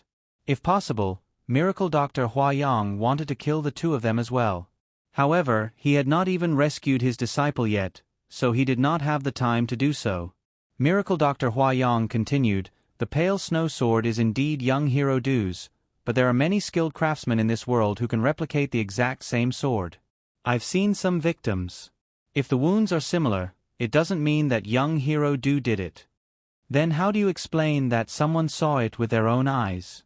Miracle Dr. Huayang explained calmly, everyone knows about the art of disguise.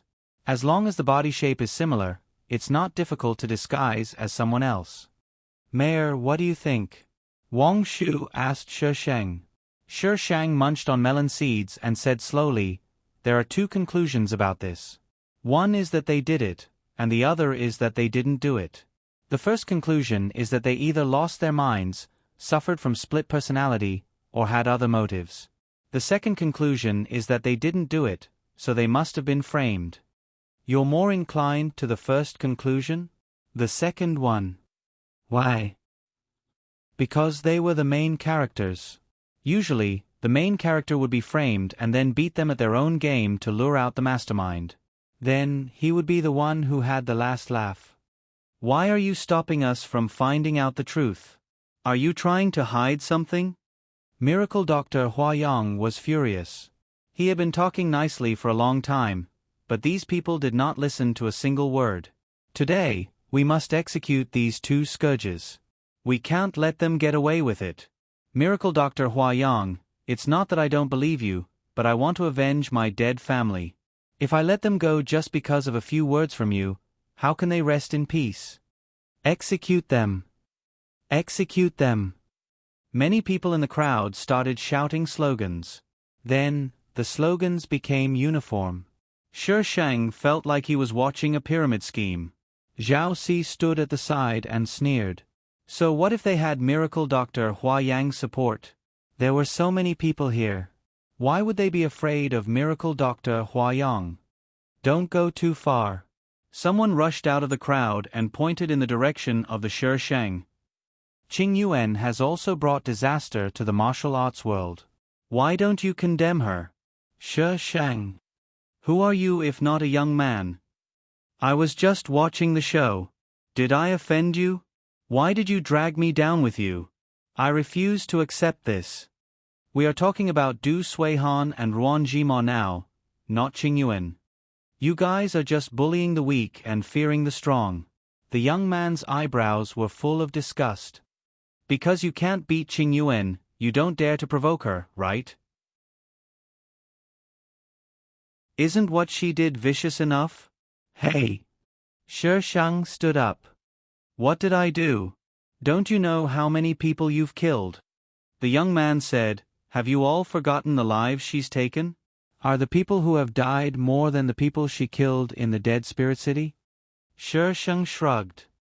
I'm only doing this for the sake of making a living. Since there are assassins in this world, why can't I do it? You killed the innocent. The young man lost control of his emotions.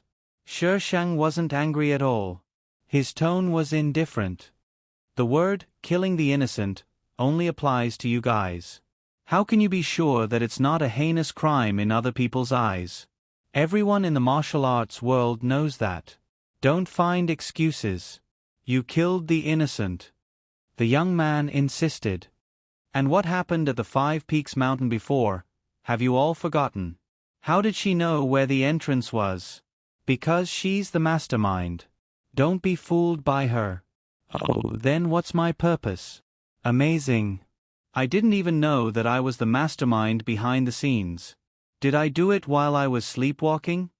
How would I know what your purpose is? The young man flew into a rage out of humiliation. The young man obviously wanted to divert the fire to Shi Shang to buy time for Du Suihan and Ruan Jima. Shi Shang rolled his eyes and sat back. He said arrogantly, if you think I'm the mastermind behind the scenes, you can come and fight. Let's talk with our fists. Whoever loses will take the blame. The young man was speechless. The people present were not fools. With that strange sword in Shi Shang's hand, they didn't dare to fight. They might be the ones who died. You guys. The young man saw that the people around him didn't move. Speaking of the mastermind behind the scenes, Shi Shang suddenly said, I think the people of the Spirit Crane sect are more suspicious. Qing Yuan, what nonsense are you talking about? What does it have to do with the Spirit Crane sect? The people of the Spirit Crane sect immediately stood up to defend him. Shi Shang was surprised. Hey, you guys are allowed to guess, but I'm not allowed to guess. Don't I even have the right to speak? Besides, I didn't make a conclusion. Why are you so nervous? Now that we're talking about the Five Peaks Mountain, let's make a bold guess and see who's the most suspicious. Qing Yuan, don't confuse people with your lies. You're the most suspicious of the Five Peaks Mountain incident. At that time, we didn't even know where so many people went. How did you know in such a short time? There are so many mechanisms down there. Other than the people of the Colored Glass sect, who else in the martial arts world knows? The people of the Spirit Crane sect couldn't sit still when the fire was brought to them.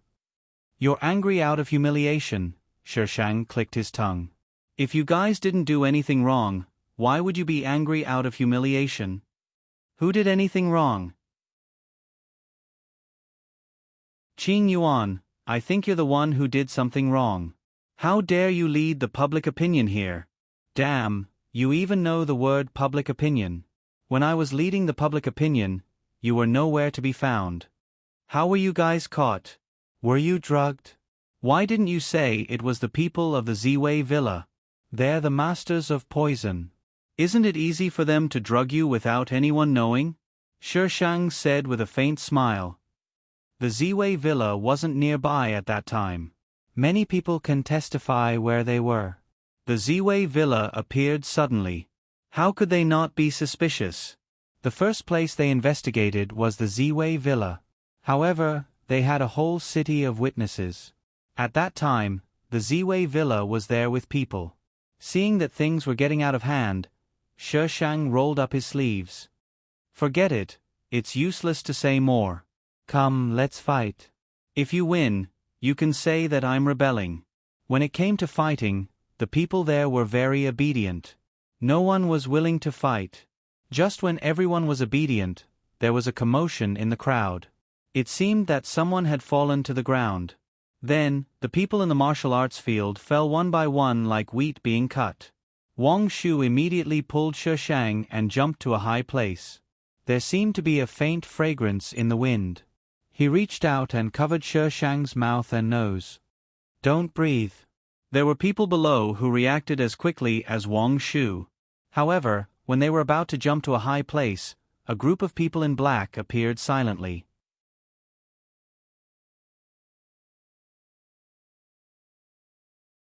Chapter 1849. Wang Shu quickly took out a porcelain bottle and fed Shishang a pill. She waited for a while before letting go. Didn't you give this to me? Shishang touched his neck. What happened to his immunity to poison? Wang Shu blinked innocently. I forgot. Shishang, could he beat him to death? Shishang looked down. The mysterious men in black had already subdued everyone, including miracle doctor Huayang. Why were they dressed in black in broad daylight? Were they afraid that people couldn't see them? One of the men in black walked to Wang Shu and looked up. Wang Shu hugged Shishang and didn't seem nervous. Under Shishang's gaze, the man bowed. Young master. Shishang, what did he say just now? Was she hallucinating? She didn't know if she should curse him. So the biggest boss was right beside her. She had guessed that he had all sorts of cool identities, but she didn't think that he was part of this group of people. After all, he had barged into their territory to kidnap someone. Sure enough, the most unexpected thing was the truth. She wanted to strangle him again. The man in black continued, Master said that he doesn't care what you do outside, but you went too far last time. He wants you to go back. The last time was probably about the incident at Wufing Mountain. Wang Shu had brought Shishang in. No matter what they wanted to do, it had completely ruined their plans. Wang Shu raised her eyebrows. What if I don't? Then don't blame me for being impolite. The man in black remained calm. You have 1 day to go back. If you insist on not going back after 1 day, then I have no choice but to offend you. Wang Shu didn't say anything. The man in black turned to deal with the people in the martial arts field. Those people were even worse off than the last time. Some even fainted. What do they want? Shishang poked Wang Shu. Wang Shu glanced at him. I don't know. Aren't you the young master? They have many young masters. Shishang. He took back what he said about him. What kind of weird organization was this? There were so many young masters. To put it nicely, he's a young master. To put it bluntly, he's just a servant who lives a better life than the others. Wang Shu's expression was sarcastic. Wang Shu landed on the martial arts field with Shishang in his arms. When the men in black saw him, most of them bowed to greet him and did not stop him. The people on the ground glared at him with hatred. They knew that Shadowless wasn't a good person, but they didn't expect him to be related to these people. Young master, what's the matter? Someone stopped Wang Shu. What? I can't even walk around here now? Young master, we still have things to do. If you don't have anything else to do, it's better for you to leave as soon as possible so that the Lord won't be angry. The black-clothed man replied calmly. What is it? Young master, if you want to know, you can go back and ask the Lord. Wang Shu suddenly turned around. Shall we tie them up? Sure. Sher Shang immediately drew his iron sword and swept it towards the nearest black-clothed man. Although the man was on guard, it was still difficult for him to face the iron sword. Soon, Sher Shang took care of him. When the people around saw this, they stopped what they were doing and gathered around Sher Shang and Wang Shu. The black-clothed man asked, "Young master, do you still want to make the Lord angry?" Wang Shu wiped his index finger across his lips. "I've wanted to fall out with him for a long time. Do you really think that he would be so kind as to let me go after not going back for so many years?" The black-clothed man still wanted to say something, but he was sent flying by the iron sword. What followed was a chaotic battle. There were more black-clothed men, so Sher Shang's hands were numb from all the slashing. Wang Shu tied up the few black-clothed men who were still alive. "Shadowless, give us the antidote." Those who hated Wang Shu to the core just now changed their attitude. Wang Shu glanced at them and ignored them. Sher Shang held the iron sword and glanced at the people in the training field. He didn't know why these people didn't dare to ask him for help. It was as if they would die faster if they did. "Wang Shu, the annoying guy is here." Wang Shu threw away the man in his hands and raised his eyebrows at the sky. A few figures quickly flew over from the sky and landed in front of him in the blink of an eye. The leader was a man about the same age as Wang Shu. He looked ordinary, but his fierce eyes left a deep impression. "Wang Shu, what are you doing? The Lord knows what you've done and has asked you to go back and apologize. Not only did you not restrain yourself, you even did such a thing. Do you really think that the Lord won't punish you? I don't plan to go back either. If he wants to punish me, he can come here and punish me." "You..." The man widened his eyes and raised his voice in disbelief. "Wang Shu, what are you talking about? Don't you understand? I said I'm not going back." Wang Shu had a playful smile on his face. "If I don't go back, you'll have one less competitor. Isn't that better? You know that if you don't go back, you'll implicate all of us. If you want to die, don't drag us down with you." The man's anger flared up. "I will bring you back today. I will also tell foster father everything you said just now. If one of them betrayed him, everyone would be punished." "Castellan." Wang Shu hid behind Sher Shang. "Will you just watch me be taken back? Wang Shu, do you need a woman to be your shield now?" The man sneered. "The longer you live, the more useless you become." Wang Shu stood behind Sher Shang with a clear conscience. Sher Shang swung his iron sword and tilted his head to look at the man. The smile on his face was like a flower blooming on the edge of a cliff, gorgeous but dangerous. The girl's clear voice fell into his ears. "It's not up to you to decide whether I'm useless or not." He was still in a daze when he was tied up. "Who am I? Where am I? What am I doing? Wang Shu, what can you do by relying on a woman? I used to think that you were a man, but now it seems that you're just a coward." Even though the man was tied up, he still couldn't stop talking. "You can't even defeat his woman. What's there to be arrogant about?" Sher Shang interjected from the side. The man choked. Why did it sound so different? The two of them were sitting on the stage where the martial artists were gathered. The men in black were thrown down by Sher Shang into a human mountain. As for the others, they were lying on the ground in a mess. This scene was unbearable to the eyes. No one had expected such a development. They also didn't expect that the men in black would end up like them. They didn't know whether to be happy or sad. Who knew that the woman was so strong? There were so many of them. Fine, not counting the people who were knocked down, the men in black were also difficult to deal with. But she was good. With a few swords, he knocked down his opponent, and even excitedly piled them up into a human mountain. Was she crazy? "Mama, there's a pervert here." Sher Shang sat at the edge of the table. Coincidentally, the man was stacked on top of the table, so their eyes met. Sher Shang smiled slightly, revealing a mouthful of white teeth. "Now let's talk. Why did you want to annihilate the colored light sect?"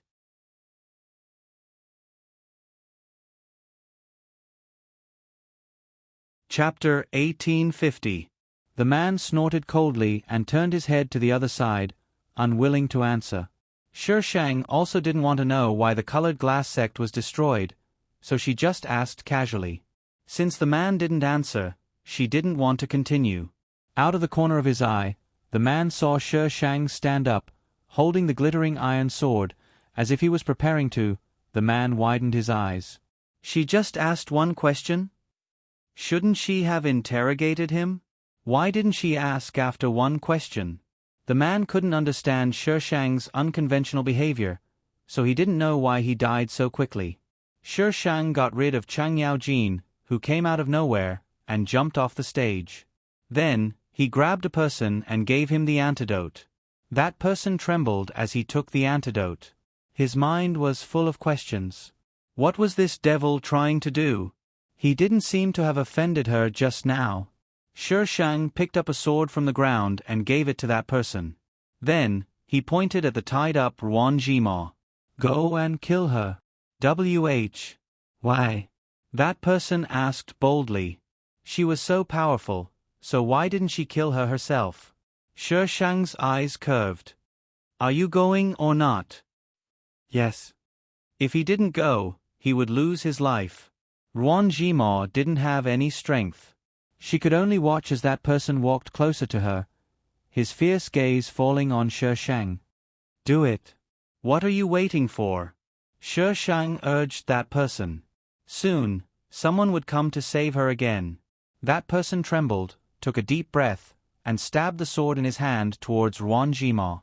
However, before the sword could touch Ruan Jima, a stone flew from the side and hit the sword. Several figures rushed out from the dark and went straight for Ruan Jima and Du Suihan. Fuck. Shi Shang cursed and flew forward to block those people. He also threatened the person holding the sword. If you can't kill her, I'll kill you. That person's face turned pale. The sword that had deviated from its original path returned to its original path and stabbed towards Ruan Jima's chest. Shi Shang blocked those people, so naturally, no one stopped him. The sharp blade pierced Ruan Jima's body, and her clothes were immediately stained with blood. The pain made Ruan Jima's expression a little twisted, but she bit her lip and didn't say a word. This stab was extremely ruthless. Ruan Jima didn't have the energy to scream. Her eyelids were getting heavier and heavier. Was she going to die? After dealing with those people, Shi Shang returned to the stage. Du Suihan was gone, Ruan Jima was still breathing weakly, and the person who was threatened by Shi Shang was lying on the ground. He should still be alive. Shi Shang personally stabbed Ruan Jima. This time, the resistance was much less. It was obvious that Ruan Jima's halo as the female lead had almost disappeared. But if he killed the main character, he would still be struck by lightning. Dense thunderclouds gathered above her head, and the rumbling sound was like thousands of soldiers and horses approaching her. The mountains and rivers seemed to be shaking. Shi Shang silently pointed his middle finger at the sky. I'm going to transcend a tribulation. Wait for me here. Shi Shang jumped onto the iron sword and said to Wang Shu. Wang Shu. Transcend what tribulation? However, Shi Shang didn't explain to him. The iron sword flew away with a whoosh. The thunderclouds in the sky moved with him and quickly disappeared. Finally, they stopped at a place far away. Lightning fell from the dense thunderclouds as if it didn't cost money. Wang Shu's heart suddenly tightened. Strange images flooded his mind and occupied his mind and body. However, before he could figure out what those images were, they shattered like pieces of paper and couldn't be pieced together. Thunder and lightning kept falling. Wang Shu barely stabilized himself by holding on to the building next to him. Why was it so painful? He raised his head slightly and looked into the distance. The dark clouds reflected in his eyes. Purple lightning flashed from time to time, dyeing his eyes a little bit flirtatious. Only when the thunderclouds disappeared did Wang Shu feel that he could breathe again. He immediately used his qinggong and rushed towards the direction where the thunderclouds were dispersing. The originally lush forest was now bare and charred. Wang Shu looked around but couldn't find Shi Shang. His heart was beating wildly. Where did she go? She couldn't have died. She must still be alive. Wang Shu looked around again. However, this place was in such a state that he could see everything at a glance. There was no place to hide her. Wang Shu clutched his chest. His body was weak and he was about to fall. Just as he was about to hit the ground, someone wrapped an arm around his waist. He turned around and was embraced. The person's steady heartbeat could be heard clearly through the fabric of their clothes. "Didn't I ask you to wait for me over there?" When Wang Shu heard the familiar voice, his eyelashes fluttered. Then, he focused on Shi Shang's face. He stared at him blankly for a few seconds. Slowly, he reached out to touch Shi Shang's face. His lips moved. "Xiao Sheng." Shi Shang was surprised. He patted his back and comforted him. "It's okay now." Wang Shu buried his face in Shi Shang's neck. His arms tightened. "I missed you so much." He was going crazy at the thought of it. "Let's go back, okay?" Shi Shang stopped comforting him. "We're going back soon. Bear with it a little longer, okay?" He didn't want to bear with it anymore. These words were almost at the tip of his tongue, but he swallowed them back in the end. He hugged Shi Shang without saying a word. "We'll be able to go back soon. Trust me." Wang Shu tilted his head. His gaze landed on the charred ground in the distance. He stayed here with her because he trusted her. The news of Shi Shang's tribulation quickly spread throughout the Jianghu. At that time, there were so many people who saw her leave with the thundercloud. Hence, some people said that she was actually an immortal who had descended to the mortal world to experience the tribulation. Of course, there were also people who said that she was a demon who brought disaster to the world and that the thundercloud was her punishment. Those who said this were naturally led by miracle doctor Huayang. She had killed his disciple. If he didn't avenge Ruan Jima, then he wouldn't be her master anymore. Huayang wanted to avenge Ruan Jima. He blocked Shi Shang and Wang Shu all day long. Wang Shu was very annoyed by him. Wang Shu, who had recovered his memory, was annoyed by anyone, let alone someone who disturbed his time with Shi Shang. After recovering his memory, Feng Xi's strength seemed to have recovered a little. He had no problem facing Huayang. Wang Shu didn't tell Shi Shang what happened to Huayang. However, Huayang never appeared again after that. No one in the Jianghu had heard anything about him. Shi Shang's matter wasn't the main point. The main point was that Jiang Lin found out who destroyed the Lu Guang sect. This group of people was from an organization called the Blood Fiend Alliance. No one in the Jianghu had heard of this organization. However, after Jiang Lin found out about this, the Blood Fiend Alliance launched an attack on the people in the Jianghu. Regardless of gender, age, they killed everyone. It was extremely cruel. The most terrifying thing was that there were people from the Blood Fiend Alliance lurking in every sect. This organization had silently infiltrated the entire Jianghu. In the past 10 years, they had killed countless people. The Blood Fiend Alliance was Wang Shu's organization. Because of Wang Shu, the Blood Fiend Alliance sent people to besiege the Dead Spirit City. Needless to say, the result was no return. The people in the Jianghu found that the Dead Spirit City was indestructible. They all moved closer to the Dead Spirit City. However, the Dead Spirit City didn't accept them. The people in the Dead Spirit City could enter and leave at will, but the people in the Jianghu couldn't even touch the city gate. It was extremely strange. The most annoying thing was that the people in the Dead Spirit City deliberately went in and out in front of them.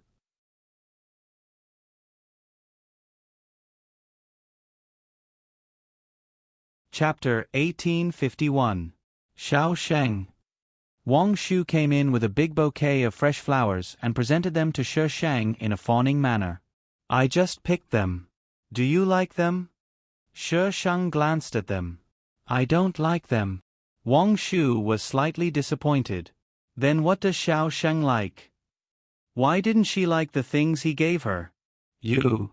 Shi Shang lifted his chin with his index finger and leaned over to kiss his lips. Wang Shu obediently let her do whatever she wanted. His disappointment was immediately replaced by joy. Shi Shang took a deep breath. You're my favorite. Wang Shu blushed. I also like Xiao Sheng the most. Xiaoli refused to show off their affection so early in the morning. Ever since she came back last time, Wang Shu seemed to have changed into a different person.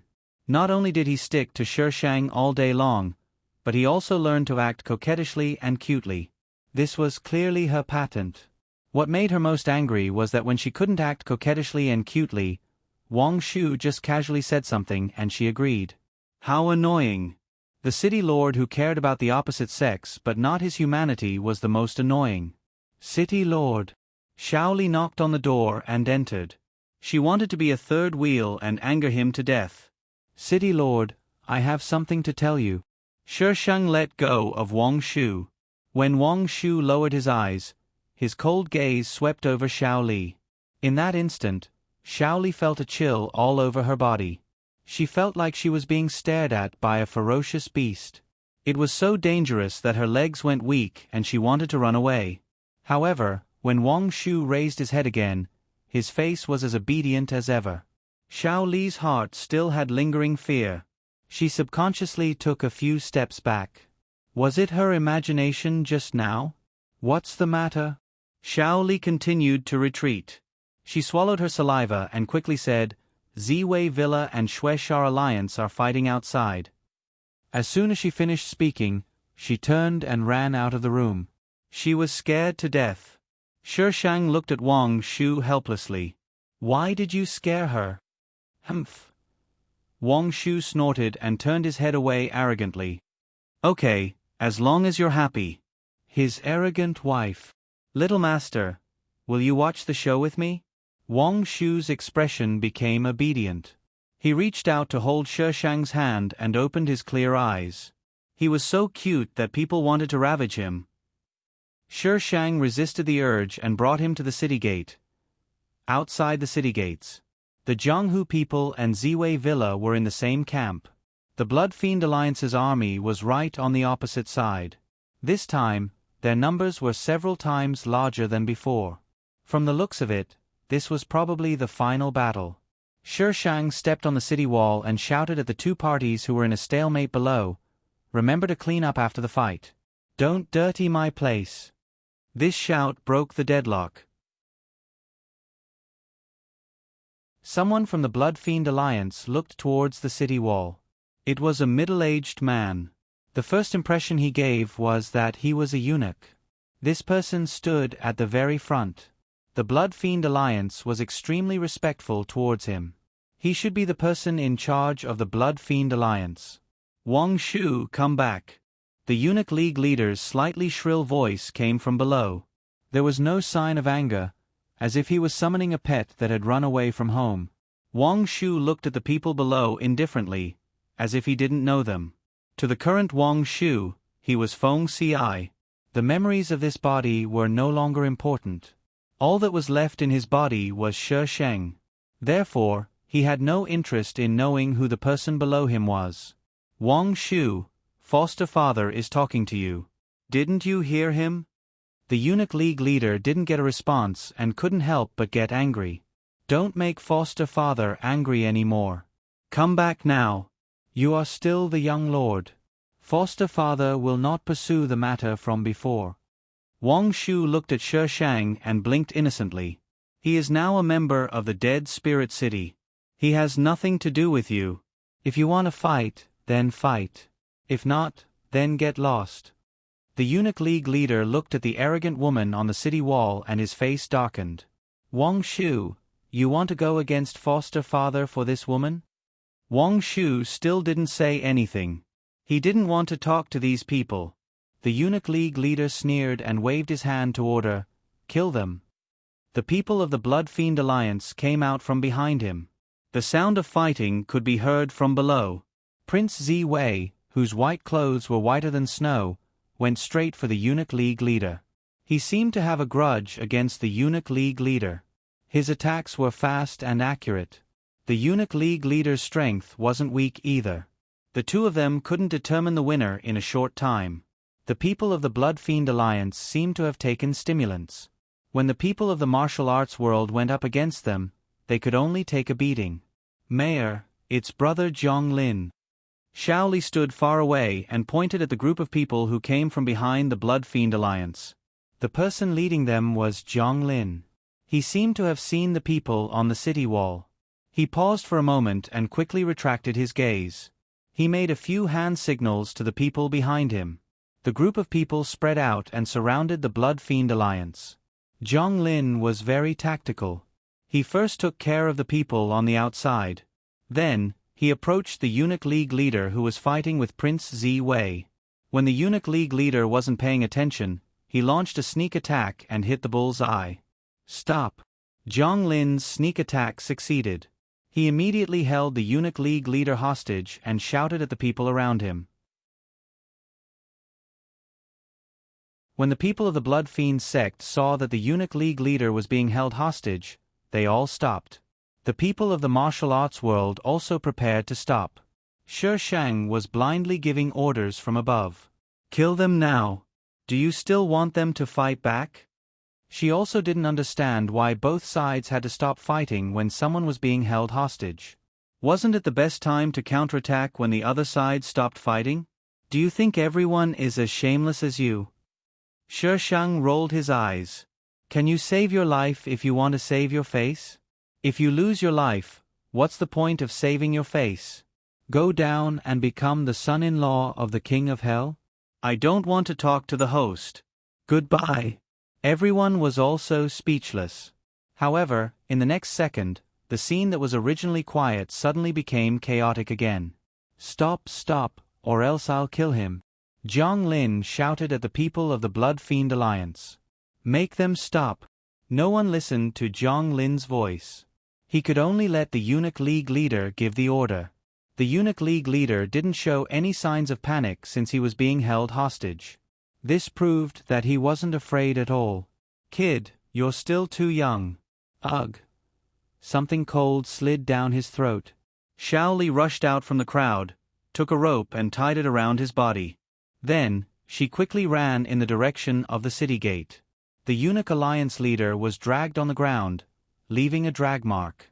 Xiao Li threw the rope over the wooden stakes outside the city wall and easily hung the Eunuch League leader up. Xiao Li quickly tied a knot and looked up at the Eunuch League leader who was swaying. Then, she turned her head to look at Zhang Lin. Brother Zhang Lin, the city lord said that we can't let the enemy have any chance to counterattack. You were in danger just now, did you know that? Zhang Lin. When did Junior Sister say that? He wasn't in the Dead Spirit City often. When Shi Shang was feeding these people chicken soup out of boredom, he wasn't even there. How would he know? Asterisk, this is a fake group. Zhang Lin. I didn't even attend the class. Refund. Feng CIHM? Zhang Lin. Hey, Little Fairy is coming out to ask for votes. Little Fairy, come. Vote. Don't miss it. Vote. Zhang Lin. I was just casually saying it. Why did she come out? System. Hee. Little Fairy set the keyword. Once you say vote, she'll definitely come out. Little Fairy. I'm so dedicated. Won't you vote? System. Look. Zhang Lin.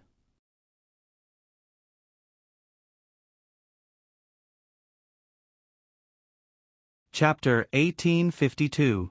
The eunuch leader was hanging on the wall with an ashen face. That damned girl actually put a rope around his neck. If this continues, he will suffocate to death. Stop. The eunuch leader said with difficulty. However, his voice was too soft and the people below couldn't hear him. Xiao Li kindly helped him raise his voice. Your leader told you to stop. The Blood Fiend Alliance members turned around and saw the eunuch leader who was about to die. They all rushed toward him. Xiao Li, come back. Xiao Li looked at the city wall in confusion. City Lord, this is... Xiao Li didn't finish her sentence because Shi Shang's face darkened. She looked at Zhang Lin apologetically. Go back. This is between Lu Guang's sect and them. It has nothing to do with you. Zhang Lin patted Xiao Li's shoulder. Xiao Li struggled. Zhang Lin was her savior after all. She finally clenched her teeth, City Lord, I'll stay and help brother Zhonglin. Shi Shang looked away and didn't look at her anymore. However, Shaoli saw the city wall's defense fluctuate. She was forbidden to go outside. No matter what happened later, Dead Spirit City was unbreakable. For Shi Shang, she could choose anyone she liked. However, if the other party gave up, then she couldn't be blamed for not helping. City Lord is also a disciple of Lu Guang sect. Why? Shaoli didn't understand why the City Lord was so indifferent. Junior sister. Zhonglin smiled bitterly and shook his head. She never asked about their investigation, but she also wouldn't stop them from using the resources of Dead Spirit City. I also don't understand her. Perhaps that person understands her the most. Zhonglin restrained his expression and turned to face the Blood Fiend Alliance. If you dare to take another step forward, he will die without a burial place. Zhonglin's voice successfully stopped the Blood Fiend Alliance. The main reason was that the eunuch leader's expression was getting worse and worse. His face was ashen and he could die at any moment. When the martial artists saw this scene, they all gathered around Zhonglin and stood behind him. As for the people of Ziwei Villa, they stood a little further away, forming a three-way confrontation. Zhonglin turned his head to look at the eunuch alliance leader in the air. His eyes were filled with strong emotions as he coldly asked, "Why do you want to destroy the entire Lu Guang sect?" The alliance head of the eunuch alliance was unable to make a sound. Just now, he did not know what that damned girl had fed him, but he could not use any of his internal energy. Otherwise, he would not be hanging here in such a sorry state. Damn it! Shaoli put him down, and the people around him tacitly pressed him down. The eunuch alliance leader was forced to kneel on the ground. He gasped for breath, and strange sounds came from his throat. Speak! One of the Colored Light Sect's disciples kicked him angrily. Why did you destroy Colored Light Sect? The eunuch union head felt the pain, and it took a while for him to clearly spit out the words, Colored Light Sect. Colored Light Sect has a secret manual on mechanisms. Mechanism secret manual? Zhonglin never knew that the Lu Guang sect had any secret manuals. Their mechanical techniques were all taught by their master and sect master. For a secret manual, you killed the entire Lu Guang sect? Zhonglin grabbed the eunuch leader's collar. Do you have any humanity? Humph. The eunuch union head sneered. If it wasn't for the sect master of Colored Light Sect not being willing to hand over the secret manual, would I have destroyed Colored Light Sect? If you want to blame someone, blame him for not being sensible. What do you want that secret manual for? Someone immediately interrupted. Previously, there were people constantly being killed in the martial arts world. Was it you who did it? Yes. The eunuch union head generously admitted. After I stole Colored Light Sect's secret manual, I found that it was not complete. I killed those people just to attract your attention so that I could find the secret manual. Beast. The person next to him kicked the eunuch union head. For this, he could actually kill so many people. Someone stopped the person who lost control and asked, What do you want to do with the secret manual? The eunuch union head was silent. Speak. The person next to him could not wait any longer. Regardless of the person who stopped him, he punched and kicked him. The eunuch union head suddenly looked in the direction of Ziwei Villa. Ziwei, if you don't want that little girl to die, then you know what to do. Ziwei Gongzi narrowed his eyes and walked over, but the people of Ziwei Villa stayed where they were. Ziwei Gongzi, are you in cahoots with him? Everyone was shocked. Wasn't the poison that they had been drugged with only Ziwei Villa could make? She died a long time ago. Ziwei Gongzi's voice was cold. Do you think I don't know? The eunuch union head's expression changed. Who told you that? I saw it with my own eyes. Ziwei Gongzi's tone was mixed with complicated emotions, and it was somewhat heavy. You killed her a long time ago, but you used her to threaten me. Do you think I will still listen to you now? Everyone looked at each other. What was going on? Ziwei Gongzi's gaze swept across everyone, and he slowly spoke. About 7 years ago, the eunuch union head captured his childhood sweetheart fiancée and used her to threaten him to find one of the 3 great evil swords, the Ni Yuan sword. At first, He was looking for it by himself, but later he met Wang Shu. He investigated Wang Shu's background, but he couldn't find anything. Wang Shu's ability was good, so he planned to provoke him and get him to help find the Ni Yuan sword. After all, he was still too weak to rely on his own strength. Unexpectedly, Wang Shu was coincidentally from the Blood Fiend Union. Ziwei Gongzi did not know why the eunuch union head wanted the Ni Yuan sword at first, until he found out that his fiancée had died a long time ago. He also found out that the eunuch union head was looking for the Ni Yuan sword to open a strange mechanism. He was looking for the secret manuals and imprisoning the Yi family, all to open that mechanism. The Lu Guang sect was not the only sect that had been annihilated. According to Ziwei Gongzi's knowledge, there were several sects that had been inexplicably annihilated because they were all clans. In the martial arts world, it was not uncommon to see an entire clan being annihilated for revenge or robbery. It had been a long time, so no one could connect the dots. "What are you trying to do?" Jiang Lin's expression was filled with hatred. "Is it worth disturbing the peace of the martial arts world?" "Bah!" The eunuch union head spat and turned his head with difficulty in the direction of the city gate. "The current situation of the martial arts world is all caused by that woman. She is the one who has disturbed the peace of the martial arts world." Everyone looked at the dead spirit city behind them. They could not find a rebuttal. "Why did you capture us at the 5 Peaks Mountain? And before that, why did you capture us?" The eunuch union head's expression kept changing. No one knew what he was thinking. After hearing the questions, he did not move for a long time. He only spoke when someone could not wait any longer. "The Yi family's mechanism technique is very difficult.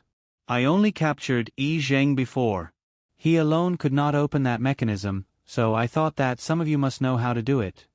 Although the people of the martial arts world said that they would not purge the unorthodox, there were always people who liked to study these things. Even if they did not know how to do it, he could let them try one by one until they could open it.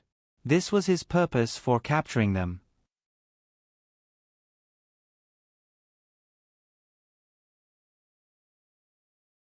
Chapter 1853. Shi Sheng felt that these people were quite weird. Their reason for capturing so many people was so weird. Can't they follow the plot properly? What should we do with him now? What should we do? What else can we do?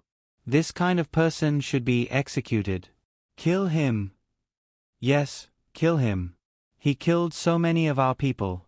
Even a few hundred lives won't be enough for him. Avenge my senior brother. Kill him and avenge him. Wait a minute. Someone stood up and asked a very important question. "What's inside the place you want to open?" The alliance leader snorted. "Why should I tell you? Do you still have a choice?" Someone grabbed the alliance leader's collar. "Tell us, why do you want to open that place? What's your plan?" The alliance leader continued to snort. "Kill me if you can. I won't tell you anything else." No matter how the people below threatened and tempted, the alliance leader refused to speak. In the end, these people had no choice. The Blood Fiend Alliance was also eyeing them. Just as they were discussing what to do, Jiang Lin suddenly pulled the alliance leader a distance away from these people. Someone pointed at Jiang Lin and shouted, "What are you doing?" Jiang Lin's expression was fierce. He killed everyone in Lu Guang sect. "I want to avenge everyone in Lu Guang sect. You think you're the only one with a grudge? Let him go." Prince Ziwei also approached Jiang Lin. These people all wanted to kill the alliance leader. Jiang Lin dragged the alliance leader back. His expression was extremely angry. "If he wants to die, he can only die by my hands." The hatred that had accumulated in the depths of Jiang Lin's heart for so many years completely exploded. He had investigated for so long and finally found the culprit. How could he hand the culprit over to others? "I say, if you want to kill him, then kill him while he's hot." Shi Sheng couldn't stand it anymore and shouted from the city wall. "If you guys continue to fight, he'll counterattack. How many bloody lessons have taught us not to reason with our opponents? If you reason with them, they'll talk to you about schemes. In the end, we'll be the ones to suffer. This group of idiots." Someone raised his head and looked at Shi Sheng. His gaze seemed to be saying, "It's easy for you to say. Why don't you come?" Just as everyone was wondering who killed the eunuch alliance leader, the members of the Blood Fiend Alliance suddenly moved. They formed a ladder-shaped formation and rushed over. It was as if he was seeking his own death. "See, if you don't listen to me, you'll be at a disadvantage." Shi Sheng was gloating. His tone made people want to slap her to death. However, they didn't have the time to kill her. They had to deal with the Blood Fiend Alliance. Quick, kill him. Don't let them save him. The chief eunuch was still in Zhang Lin's hands. Zhang Lin was surrounded by a few people from the Blood Fiend Alliance. Because he was holding the chief eunuch hostage, they didn't dare to come forward. Shaoli broke through the encirclement and approached Zhang Lin. "Brother Zhang Lin, kill him first. Then we'll rush out." Zhang Lin nodded and slit the head of the eunuch alliance. Shaoli blocked those people and bought time for Zhang Lin. The first time, because the chief eunuch resisted, Zhang Lin didn't hit him. The chief eunuch found a chance to fight back. Fortunately, Zhang Lin's reaction was fast enough and didn't let the chief eunuch escape. The knife in Zhang Lin's hand finally pierced through the eunuch leader's throat. The eunuch leader's eyes widened as if he couldn't believe what just happened. After the Blood Fiend Alliance members killed him, they saw their leader slowly fall to the ground. Blood flowed out from his throat. The sword in Zhang Lin's hand was still dripping blood. His gaze was unprecedentedly fierce. This person was the enemy of the entire Lu Guang sect. He had chased him for so many years. Today, he finally killed his enemy with his own hands. Kill. The Blood Fiend Alliance might have been provoked by the death of the chief eunuch. They all went berserk and charged at the crowd without any regard for their lives. They used the weapons in their hands to fight back. Shi Sheng sat on the city wall and watched the show. Only after the Blood Fiend Alliance retreated did Shi Sheng slowly bring Wang Shu down the city wall. He went back to sleep. Shaoli, who was still locked outside. "City Lord, you should let me in first." With the death of the chief eunuch, the people of the Blood Fiend Alliance were no longer a threat. The people of Wulin began to clean up the remnants of the Blood Fiend Alliance. However, the Blood Fiend Alliance's infiltration was too deep. There was no way to clean them up in a short period of time. The Wulin world was still a mess. Fortunately, it was not as foggy as before. Everyone knew why.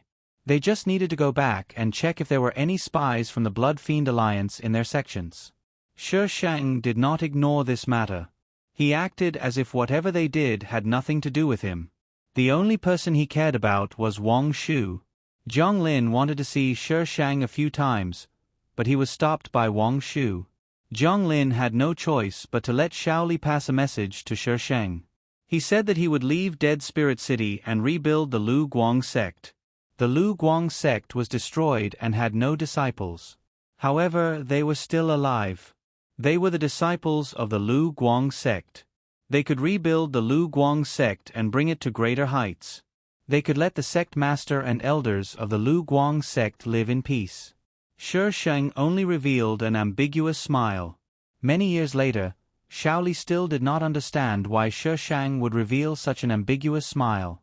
That smile was indescribably strange. It seemed like ridicule and coldness. However, after thinking about it carefully, it seemed like nothing. She only revealed an expression to let Shaoli know that she had already heard it.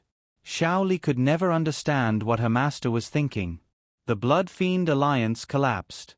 Although no one knew why the eunuch was so determined to open that so-called place, some people were curious. However, they did not know where the place the eunuch was talking about was. In the end, they could only leave it as it was. The people of Ziwei Villa returned to their low-key style. However, Ziwei Gongzi did not appear in the Wulin world again. As for Du Sui Han, after he disappeared last time, he did not appear again. No one knew if he died or if he was plotting something. In any case, Shi Sheng did not see him. Of the three Gongzi, only Wang Shu was left. Wang Shu was the most annoying Gongzi. In the end, under Shi Shang's indulgence, people hated him even more. The main thing was that the master of Dead Spirit City would start to take action on things he did not like. However, the things he liked were even worse. He would be the first to use the best things. No one knew if it was because Wang Shu recovered his memories early, but they did not live for long in this world. When Shi Shang died, he still had a bit of respect for the Alliance Master. How could he die just like that? Asterisk, the 53rd world ended. This world is not well written. The main thing is that I was outside and forgot the plot a bit. Everyone, just pretend you never read it. Cover face and escape. The main thing is my fault. I have let down everyone's expectations. Woo-woo, forgive me. P.S. This is the second last world in the main text. The next world is even more interstellar. There are so many pitfalls that I almost can't remember. In despair.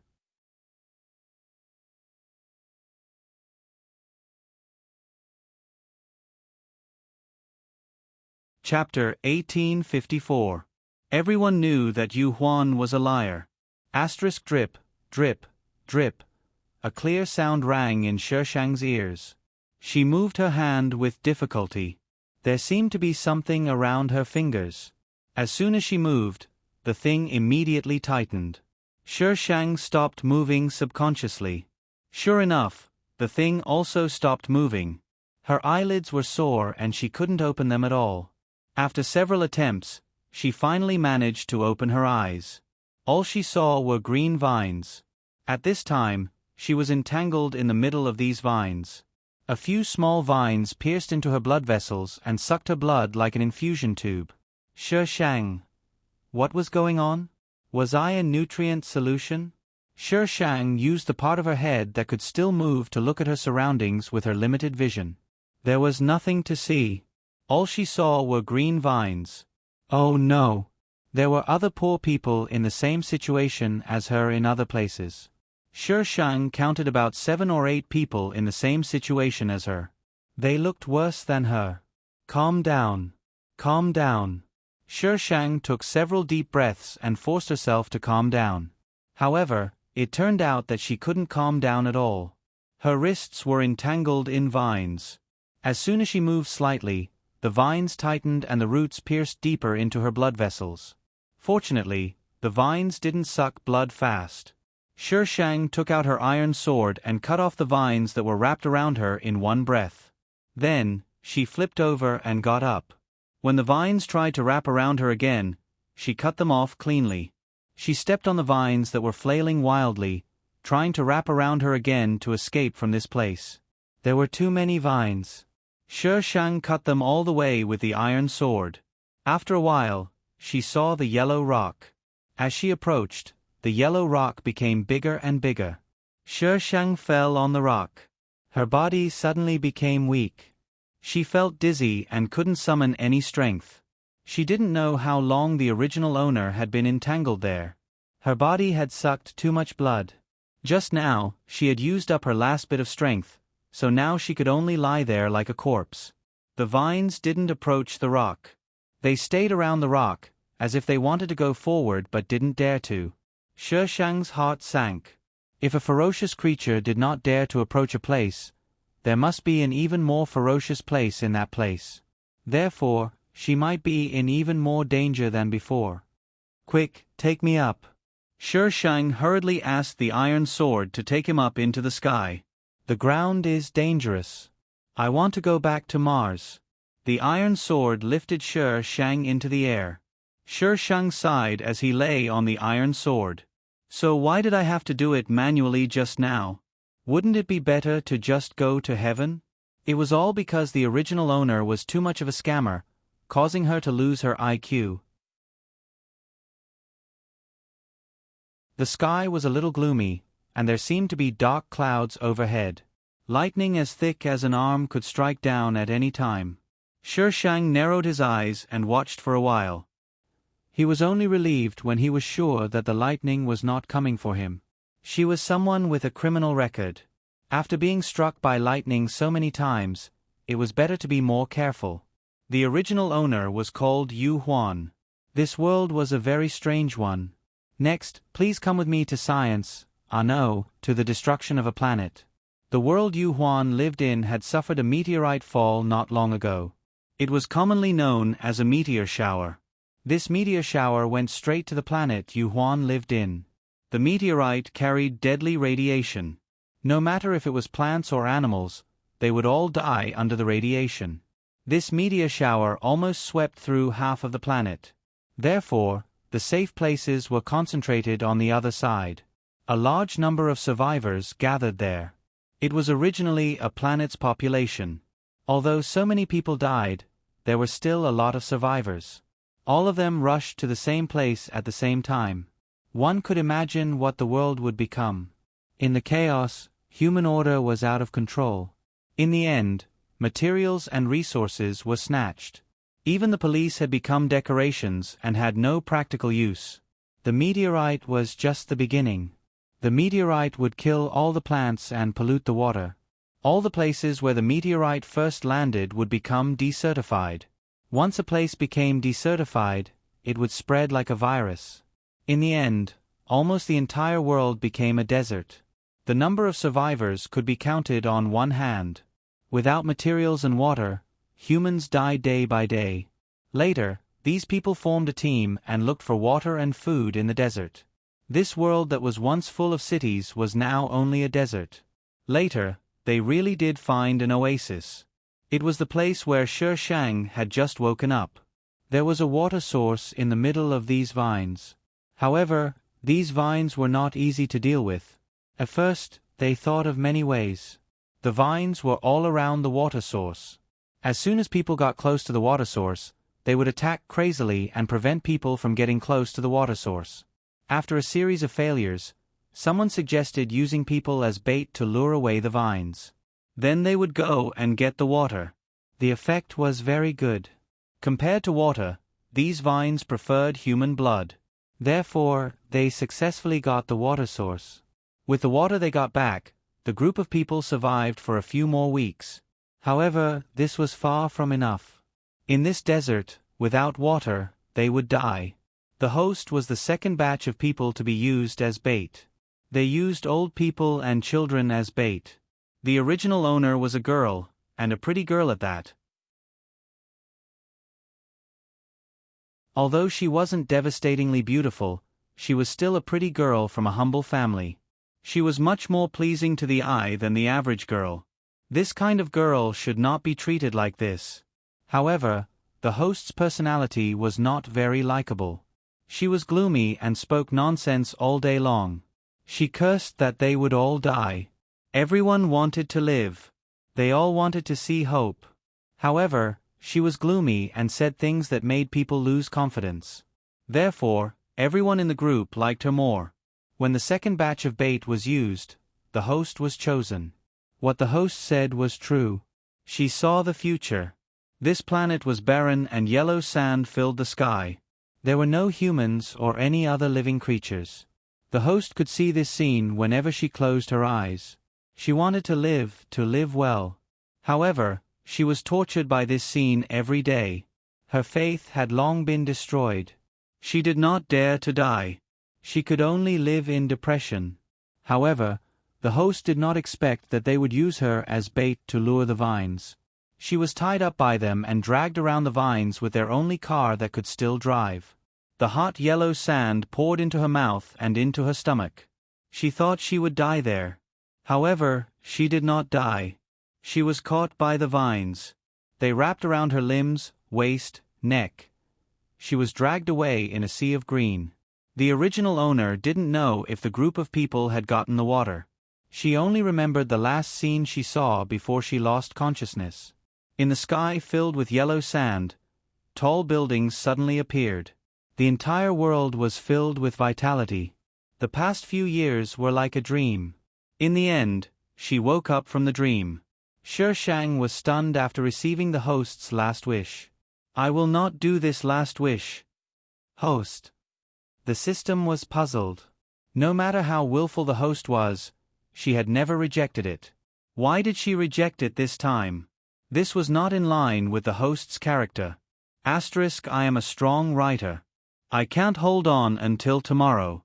The little fairy who is writing in the hotel is on the verge of collapse.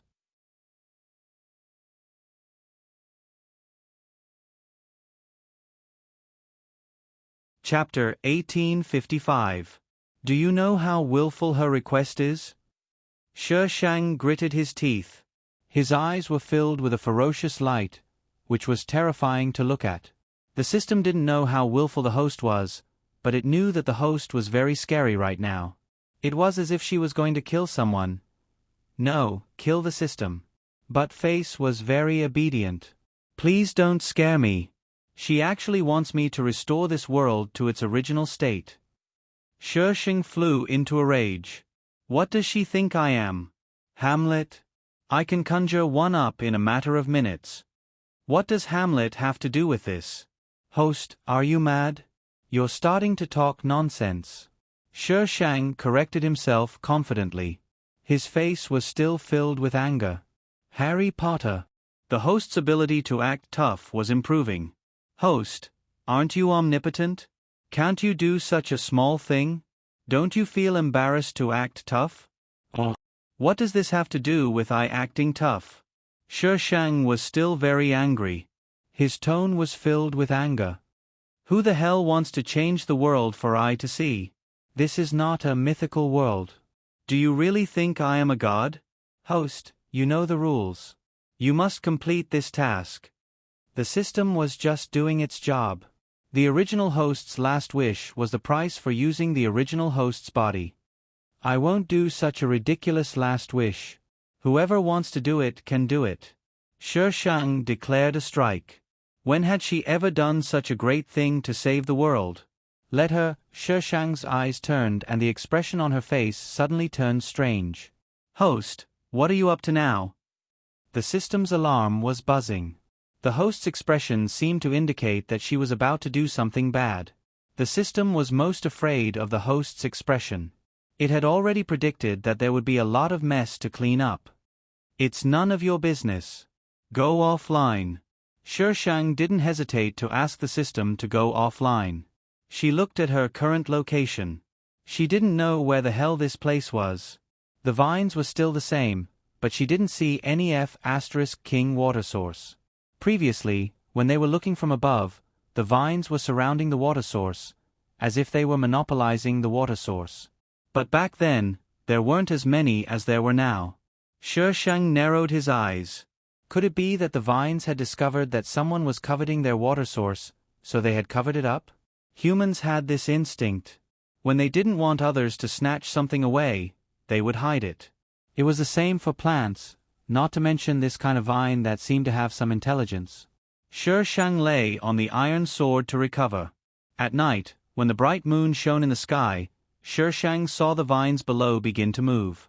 The huge moon was reflected in the water, but there were no ripples on the surface of the water. It was like a smooth mirror. The vines moved around the mirror. Many of the vines reached into the water, and after getting wet, they were pulled out and replaced with another batch of vines. This process repeated until the moon shifted and disappeared into the water.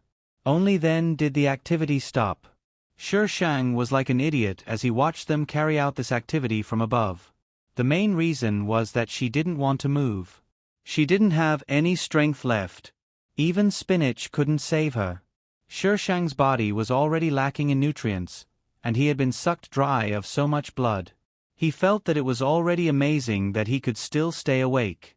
The sky gradually turned white, and the vines began to cover the water source. It returned to the green vines that Shi Shang had seen before. Shi Shang spent several days recuperating. As the saying went, the body was the capital of the revolution. Without capital, there was no revolution. Therefore, it was very important to take care of one's body. These days, she witnessed the shady business between the vines and the water source every day. This description was completely appropriate. As soon as the sun rose, the vines would cover the water source. At night, the water source would be exposed again, and the vines would go in and out of it. If this wasn't a shady business, what was it? When Shi Shang's body was almost fully recovered, he began to provoke the vines. These vines were actually no different from ordinary vines, except that they could attack. They wouldn't grow back even if they were cut down. When she was almost done studying the vines, and the ground was covered with vines' corpses, she saw the first group of humans she had seen since she came to this world. These humans were the ones who had used the original owner of the body as bait, and caused the original owner to have such a terrible idea. These people were dressed very sloppily. They had lived in the sandstorm for many years, and their faces were covered with dust. The traces of being tempered by the wind were obvious. The lack of water and dryness caused them to be as thin as firewood. They staggered forward in the sandstorm, as if a gust of wind could blow them away. These people came to get water again.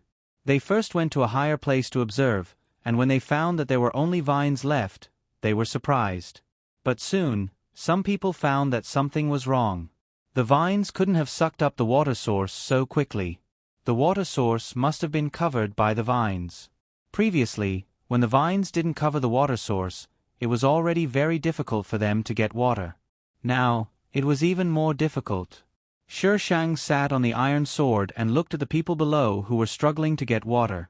She wondered if they would believe her if she told them that she was actually the reincarnation of God. This group of people was at the end of their rope, so they would probably believe her. However, before Shi Shang could go down to show off, a group of people arrived first. These people had several cars. If they could still use cars in the desert at this time, they definitely weren't simple people. Even if they weren't the main character, they were the main character's team. Host, a reminder. You need to follow them. The system suddenly blurted out. Shi Shang was stunned. Why? Because only by following them can you find Feng Ci. The system quickly added a sentence to prevent itself from being scolded. I'm just following instructions to inform the host. If the host has any opinions, you can go back and talk to the master. Shi Shang. I haven't even said anything, and you already know that you're going to be scolded? My air Guzi is amazing. Of course. After all, it had already been scolded and didn't want to continue being scolded, so it had to stop the host first. Shi Shang. I just praised you, and you're so proud of it. Why didn't I see you like this before? Everything I do is wrong. You're the only one who's right. Go ahead and play by yourself. Goodbye. The system angrily went offline. Before it went offline, it didn't forget to tell Shi Shang to follow that group of people. Otherwise, she wouldn't be able to see Feng Ci. She didn't believe that there was no conspiracy at all. Why would the system suddenly remind her that she had to follow that group of people in order to see Feng Ci? Maybe it was just a bait to lure her there. There might be danger waiting for her there. Under such circumstances, she wouldn't go. Host, is your persecutory delusion serious again? This time, you can only find Feng Ci by following my instructions. Otherwise, you won't be able to find him in this world. Shi Shang. Didn't you go offline?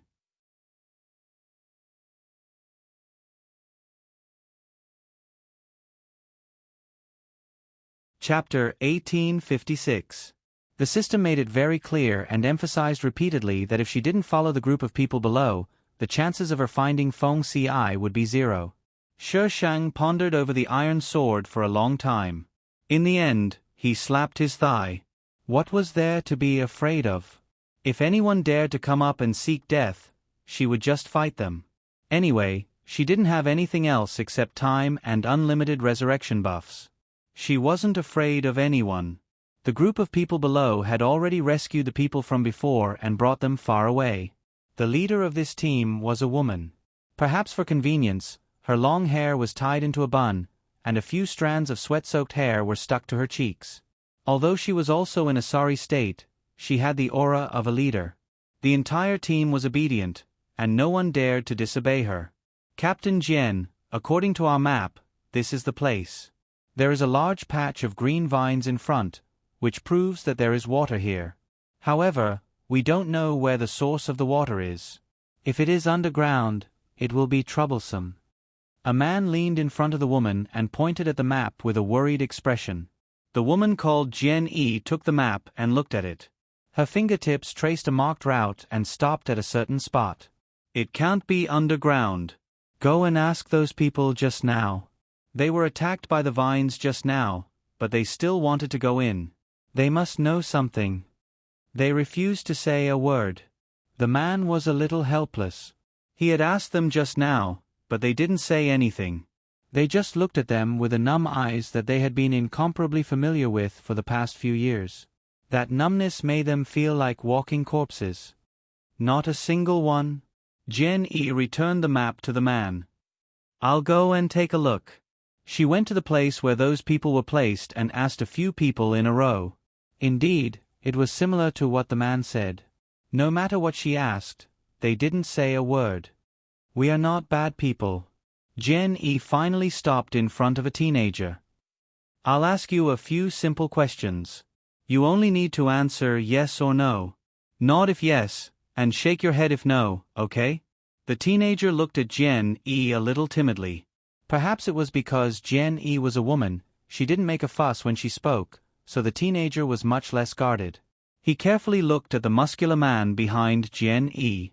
He pursed his cracked lips and still didn't want to speak. Jen-E glanced at the man behind her. Go away first. Captain Jen. Although these people were refugees, in this world, who knew if he was a beast in human skin? These people were just people they had just met. They were not brothers like them who had known each other for many years and had crawled their way through this desert world. They were not brothers who could trust each other with their backs. Therefore, at this time, the man was unwilling to leave Jen-E. If anything happened to her, he would not be able to go back and answer to the others. It's fine, Jen-E said. Go and tell them first. I'll be done soon. The man looked at the young man and then at Jen-E. In the end, he agreed and left the place. Jen-E and the young man stayed there to talk. Time passed by slowly. About half an hour later, Jen-E came over. There is indeed a water source here. The last time they came, these attacking vines only surrounded the water source, but this time, the water source disappeared. Previously, they suspected that it was covered by the vines and wanted to lead the vines away. However, before they could do so, they encountered the incident just now. Then, they were saved by Jen-E and the others. So, how are we going to get the water now? If we can't get it, we might not be able to hold on. There's not much water left in the base. Jen-E pondered for a moment. Ask them to come over. Jen-E and these people discussed whether there was a way to lead the strange vines away. However, no one could come up with a good idea. This is the only water source nearby. If we can't get water, we might die here. Captain Jen, you have to think of a way. There are still so many people in the base. If we can't get water, how are they going to survive? Captain Jen. Jen-E waved her hand and motioned for them to stop. Everyone seemed to respect Jen-E very much, so when Jen-E asked them to stop, they really stopped and looked at Jen-E with eager eyes. Let's go back first. Jen-E pondered for a moment. Let's bring them back first and then think of a way. They were only here to investigate today and didn't plan to get water directly. It was a complete accident that they met so many people. Shang only landed on the ground after Jen-E left. She stared at the vines in the distance, slowly pulled out the iron sword, and walked towards the vines. Jen-E didn't take long to return with her people. However, as soon as she returned, she was dumbfounded. It was completely different from when she left previously. The vines were piled up on the ground and were in a withered state. In the middle of these vines, there was a small lake. The lake was dark blue and formed a sharp contrast with the surrounding yellow sand. At the edge of the lake, a young girl was sitting. One of her legs was bent and the other was placed casually. She sat at the edge of the lake without any care for her image. She was holding a strange iron sword in her hand and poking the surface of the water from time to time, causing ripples to appear on the surface of the water. Jen-E was a little stunned when she suddenly saw such a scene. However, her instincts soon told her to be vigilant. She reached out and gestured for the people behind her to not move. She walked forward carefully alone. Excuse me. Jian Yi asked tentatively. Shi Shang tilted his head and looked over. His eyes happened to meet Jian Yi's gaze. His eyes seemed to have merged with the lake behind her. They were as blue as the sky. However, there wasn't a single trace of warmth in those blue eyes. It was so cold that it made people feel cold. Jian Yi's palms were sweating for no reason. She clenched her fists and asked again, "Excuse me, what happened here? Why did these vines become like this?" At this moment, Jian Yi felt very similar to when the world had just become like this. That inexplicable fear was spreading like a virus. You clearly knew the source, but you couldn't get rid of it no matter what. Jian Yi held her breath and waited for Shi Shang's answer. Shi Shang inserted the iron sword into the sand beside him and stood up slowly. He raised his chin slightly, looking like a very big boss. His tone was even more arrogant. "Because I got rid of them. Of course, they became like this." "You?" Jian Yi's first reaction was doubt. Her gaze swept past Shi Shang and landed on the withered vines around her. "Is this a joke? How could this girl get rid of so many vines?" Shi Shang was very confident. He puffed out his chest and said arrogantly, "I was sent by the heavens to save you from the fire and water." Jian Yi. "Host, you're going to be struck by lightning for showing off. Save it. *Ah, I'm going to write until I collapse. This is a draft with a taste.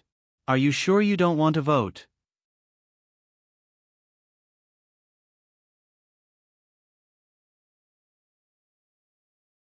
Chapter 1857. Are you okay? Jian Yi was a normal person. Of course, she wouldn't believe Shi Shang's words. She looked at Shi Shang as if he was a mentally retarded person. "What's wrong with me?" Shi Shang rolled his eyes. "If you're disrespectful to me, you'll be punished by the heavens." Jian Yi was speechless. This person was seriously ill. Jian Yi labeled Shi Shang as a lunatic. She refused to believe that Shi Shang was the one who caused the vines to become like this. There must be another reason. Jian Yi talked to Shi Shang for a while, but the conversation didn't make sense. She was sure that Shi Shang was really sick and that the strange feeling she had earlier was just her imagination.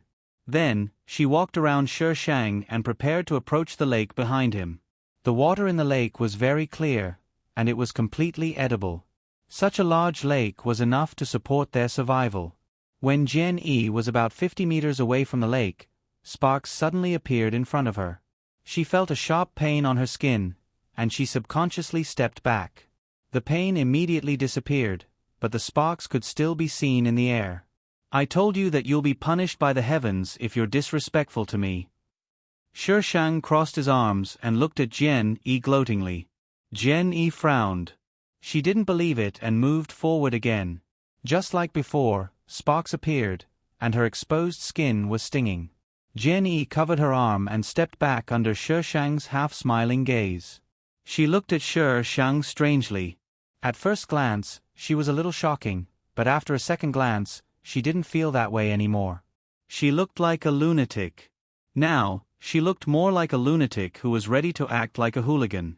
Jian Yi walked around Shi Shang and tried to approach the lake from the other side. However, the result was the same. She couldn't step into the lake at all. It seemed to be surrounded by something. And the position Shi Shang was standing in was within this range, which meant this could really be controlled by her. "Captain Jian, what's wrong?" Jian Yi's team members surrounded her. Jian Yi said a few words to them, and they all looked at Shi Shang strangely at the same time. It was as if they were humans looking at an alien. After a long discussion, someone stepped forward and asked, "Are you really an immortal?" Shi Shang raised his eyebrows and said rudely, "Or are you? How can you prove it?" Shi Shang waved his hand. "Isn't that enough proof?" The man looked at the empty void. Although he understood what Shi Shang meant, he said, "There's nothing here."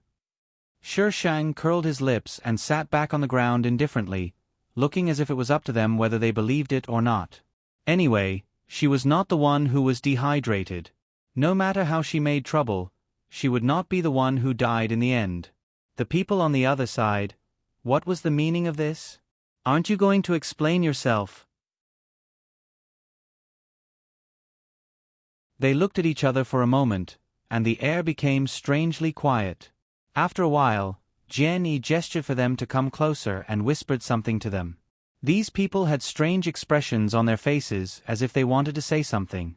However, they swallowed their words in the end. They all agreed with Jane's opinion. They looked at Shi Shang, who was scribbling on the sand, and asked, "Excuse me, Great Immortal, can we get some water?" "Sure. We can." Jian-yi paused. Before she could finish her sentence, Shi Shang agreed. Obviously, this was beyond her expectations. "But I have a condition." Jian-yi was relieved when she heard this. There was no free lunch in the world. If she really did not ask for anything, she would be more afraid that she was up to something. "Great Immortal, please tell us." "I want to follow you." Shi Shang smiled faintly. "Follow us?" Why would he follow them? Was he up to something?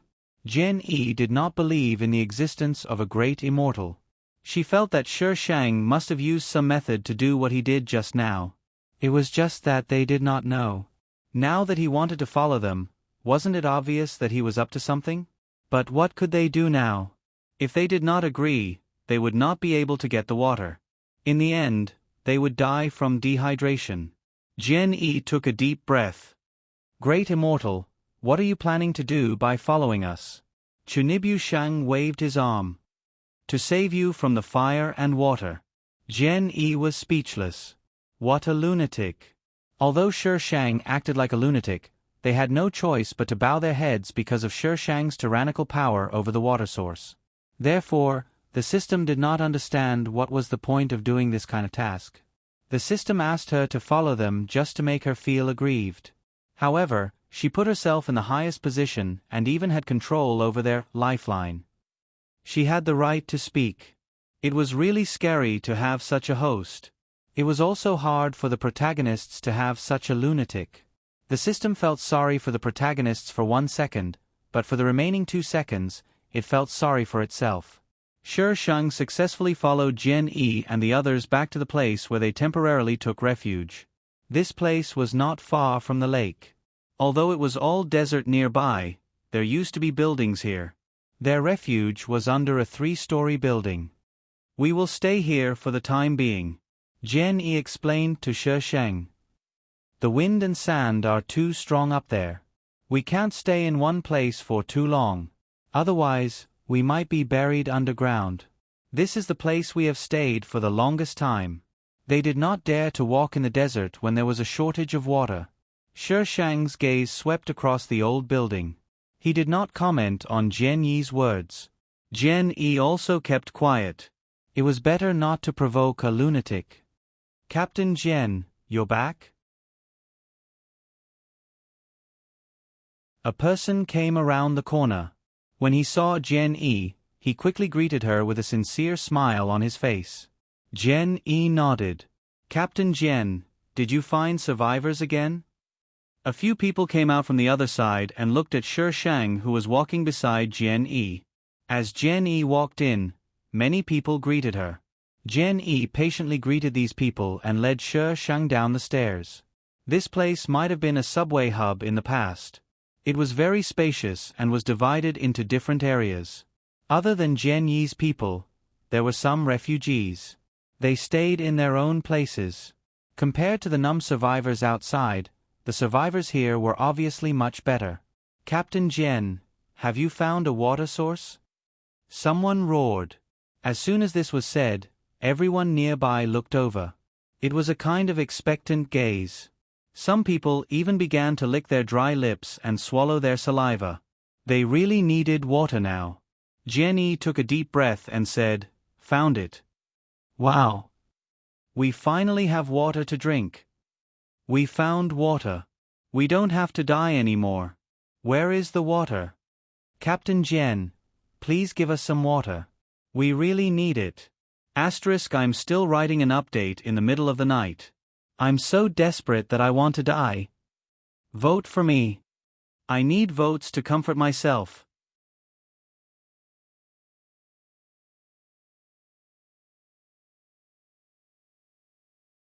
Chapter 1858. Jen E was surrounded by the excited survivors who heard that they had found water. She couldn't get away for a while. By the time she explained herself and looked around, the psychopath was already gone. Jen E broke out in a cold sweat and quickly pushed those people away to find Sheng. The underground was very winding. Jen E couldn't find her for a long time. Just as she was about to break down, she finally found her at the edge. Great Immortal. It's very complicated here. You'd better not wander around. We won't be able to find you if you get lost. Jen E meant that she was scared to death. Why would I get lost? Pretentious Sheng looked at her with disdain. Jen E was speechless. You're amazing. Which mental hospital did this psychopath come from? I don't like to be disturbed. I'll stay here. Sheng pointed at a door next to him. It was probably the guardroom. The interior was quite high-end and there was a small bed. This. Jen E looked back. It's too far away from our main group. Although Jen E wanted her to stay away from them, it was sometimes safer to leave dangerous things by her side. Who knew what she was doing here alone? It was scary just thinking about it. I'll be here. Sheng pushed the door open and entered the guardroom. Jen E was speechless. She really couldn't do anything about this psychopath. Sheng insisted on staying here, so Jen E had no choice but to let her go. She arranged for 2 people to watch over here secretly to prevent Sheng from doing anything. However, Sheng didn't come out after she moved in. Perhaps Jen E wanted to test Sheng, so she didn't send her any food. Sheng didn't come out either. It was as if it didn't affect her much whether they sent her food or not. Captain Jen. She's been in there for almost 2 days. Should we go and take a look? Jen Yi's expression was unreadable. Do you think she's really a god? She hadn't eaten or drunk for such a long time. There was no place to put food on her body. Who else could do that except a god? Captain Jen, don't listen to her nonsense. If there were gods in this world, would we still be like this? I think she's crazy. That's right, Captain Jen. Gods are mythical creatures. How could they exist in the real world? Jen E didn't believe that there were immortals in this world, but how do you explain what happened at the water source? Why was she able to stop them from entering? Everyone, they really couldn't explain this. The world is already like this. Maybe she has some special ability. Didn't we meet one before? Although such people are rare, they do exist, don't they? Someone said boldly. Jen E frowned and pondered for a moment before saying, Let's observe for a while more. Sheng came out once. She had not eaten or drunk for so many days, but she was still full of energy. She did not look like someone who had not eaten or drunk for a few days. Jen E gave up on researching Sheng. She still had a lot of things to do. It did not matter if she was a god or not, as long as she was not harmful to them. Sheng was tired of staying in that small space, so he came out for a walk. The people here were quite optimistic, unlike the original owner's team. Almost everyone was lifeless and knew that their instincts drove them to find a way to survive. Why are you here too? A sharp voice came from the other side, and the sound of hurried footsteps came from afar. A figure appeared in Sheng's vision. She seemed to want to reach out and push Sheng, but Sheng nimbly moved sideways and avoided her claws. The other party was even angrier when she failed to push Sheng. Yu Huan, why are you still alive? You followed us all the way here, don't you have any shame? It was a girl. Although she was dressed in dirty clothes, her face was really beautiful. It was said that she used to be a famous celebrity. However, the original owner did not pay much attention to these things, so she did not know her. Because the original owner didn't know her, this big star kept finding fault with the original owner. In the team, she was able to coax those capable big shots. If she wanted to mess with the original owner, those people definitely wouldn't have any objections. The reason why the original owner was chosen to attract the vines was probably due to this person's contribution. What was her name again? The original owner did not remember her name, You are not dead yet, so how can I die? Although he did not know her name, it did not stop Shi Shang from acting cool. Is this your territory? Can't I come here? As far as she knew, the female lead was in charge of this place. Even the male lead was not here. Who let you in? The celebrity scowled as if she despised the ugly thing. Tell me, who let you in? I will not stay in the same place as trash like you. Tell me, who let you in? Then you can leave. Shi Shang spread his hands innocently. The celebrity's face turned ugly. She pointed a slender finger at Shi Shang and shouted in disbelief. You want me to leave? You dare to ask me to leave? Who do you think you are? Why is this ugly person still alive? I am not a thing. After all, I am a person. Shi Shang's gaze roamed over the celebrity before her lips curved into a strange smile. Didn't know you were such a thing. Who are you calling a thing? The celebrity's voice was even louder. Then you are not a thing? The celebrity's face was livid. Her lips moved a few times, but no words came out. She pointed at Shi Shang several times and turned to leave. Shi Shang automatically translated her words. She probably meant, just you wait. Shi Shang touched the tip of his nose. There were always people asking for a beating. If he did not beat them up, it would be a waste of their enthusiasm. Shi Shang stood there for a long time, pinching his fingers.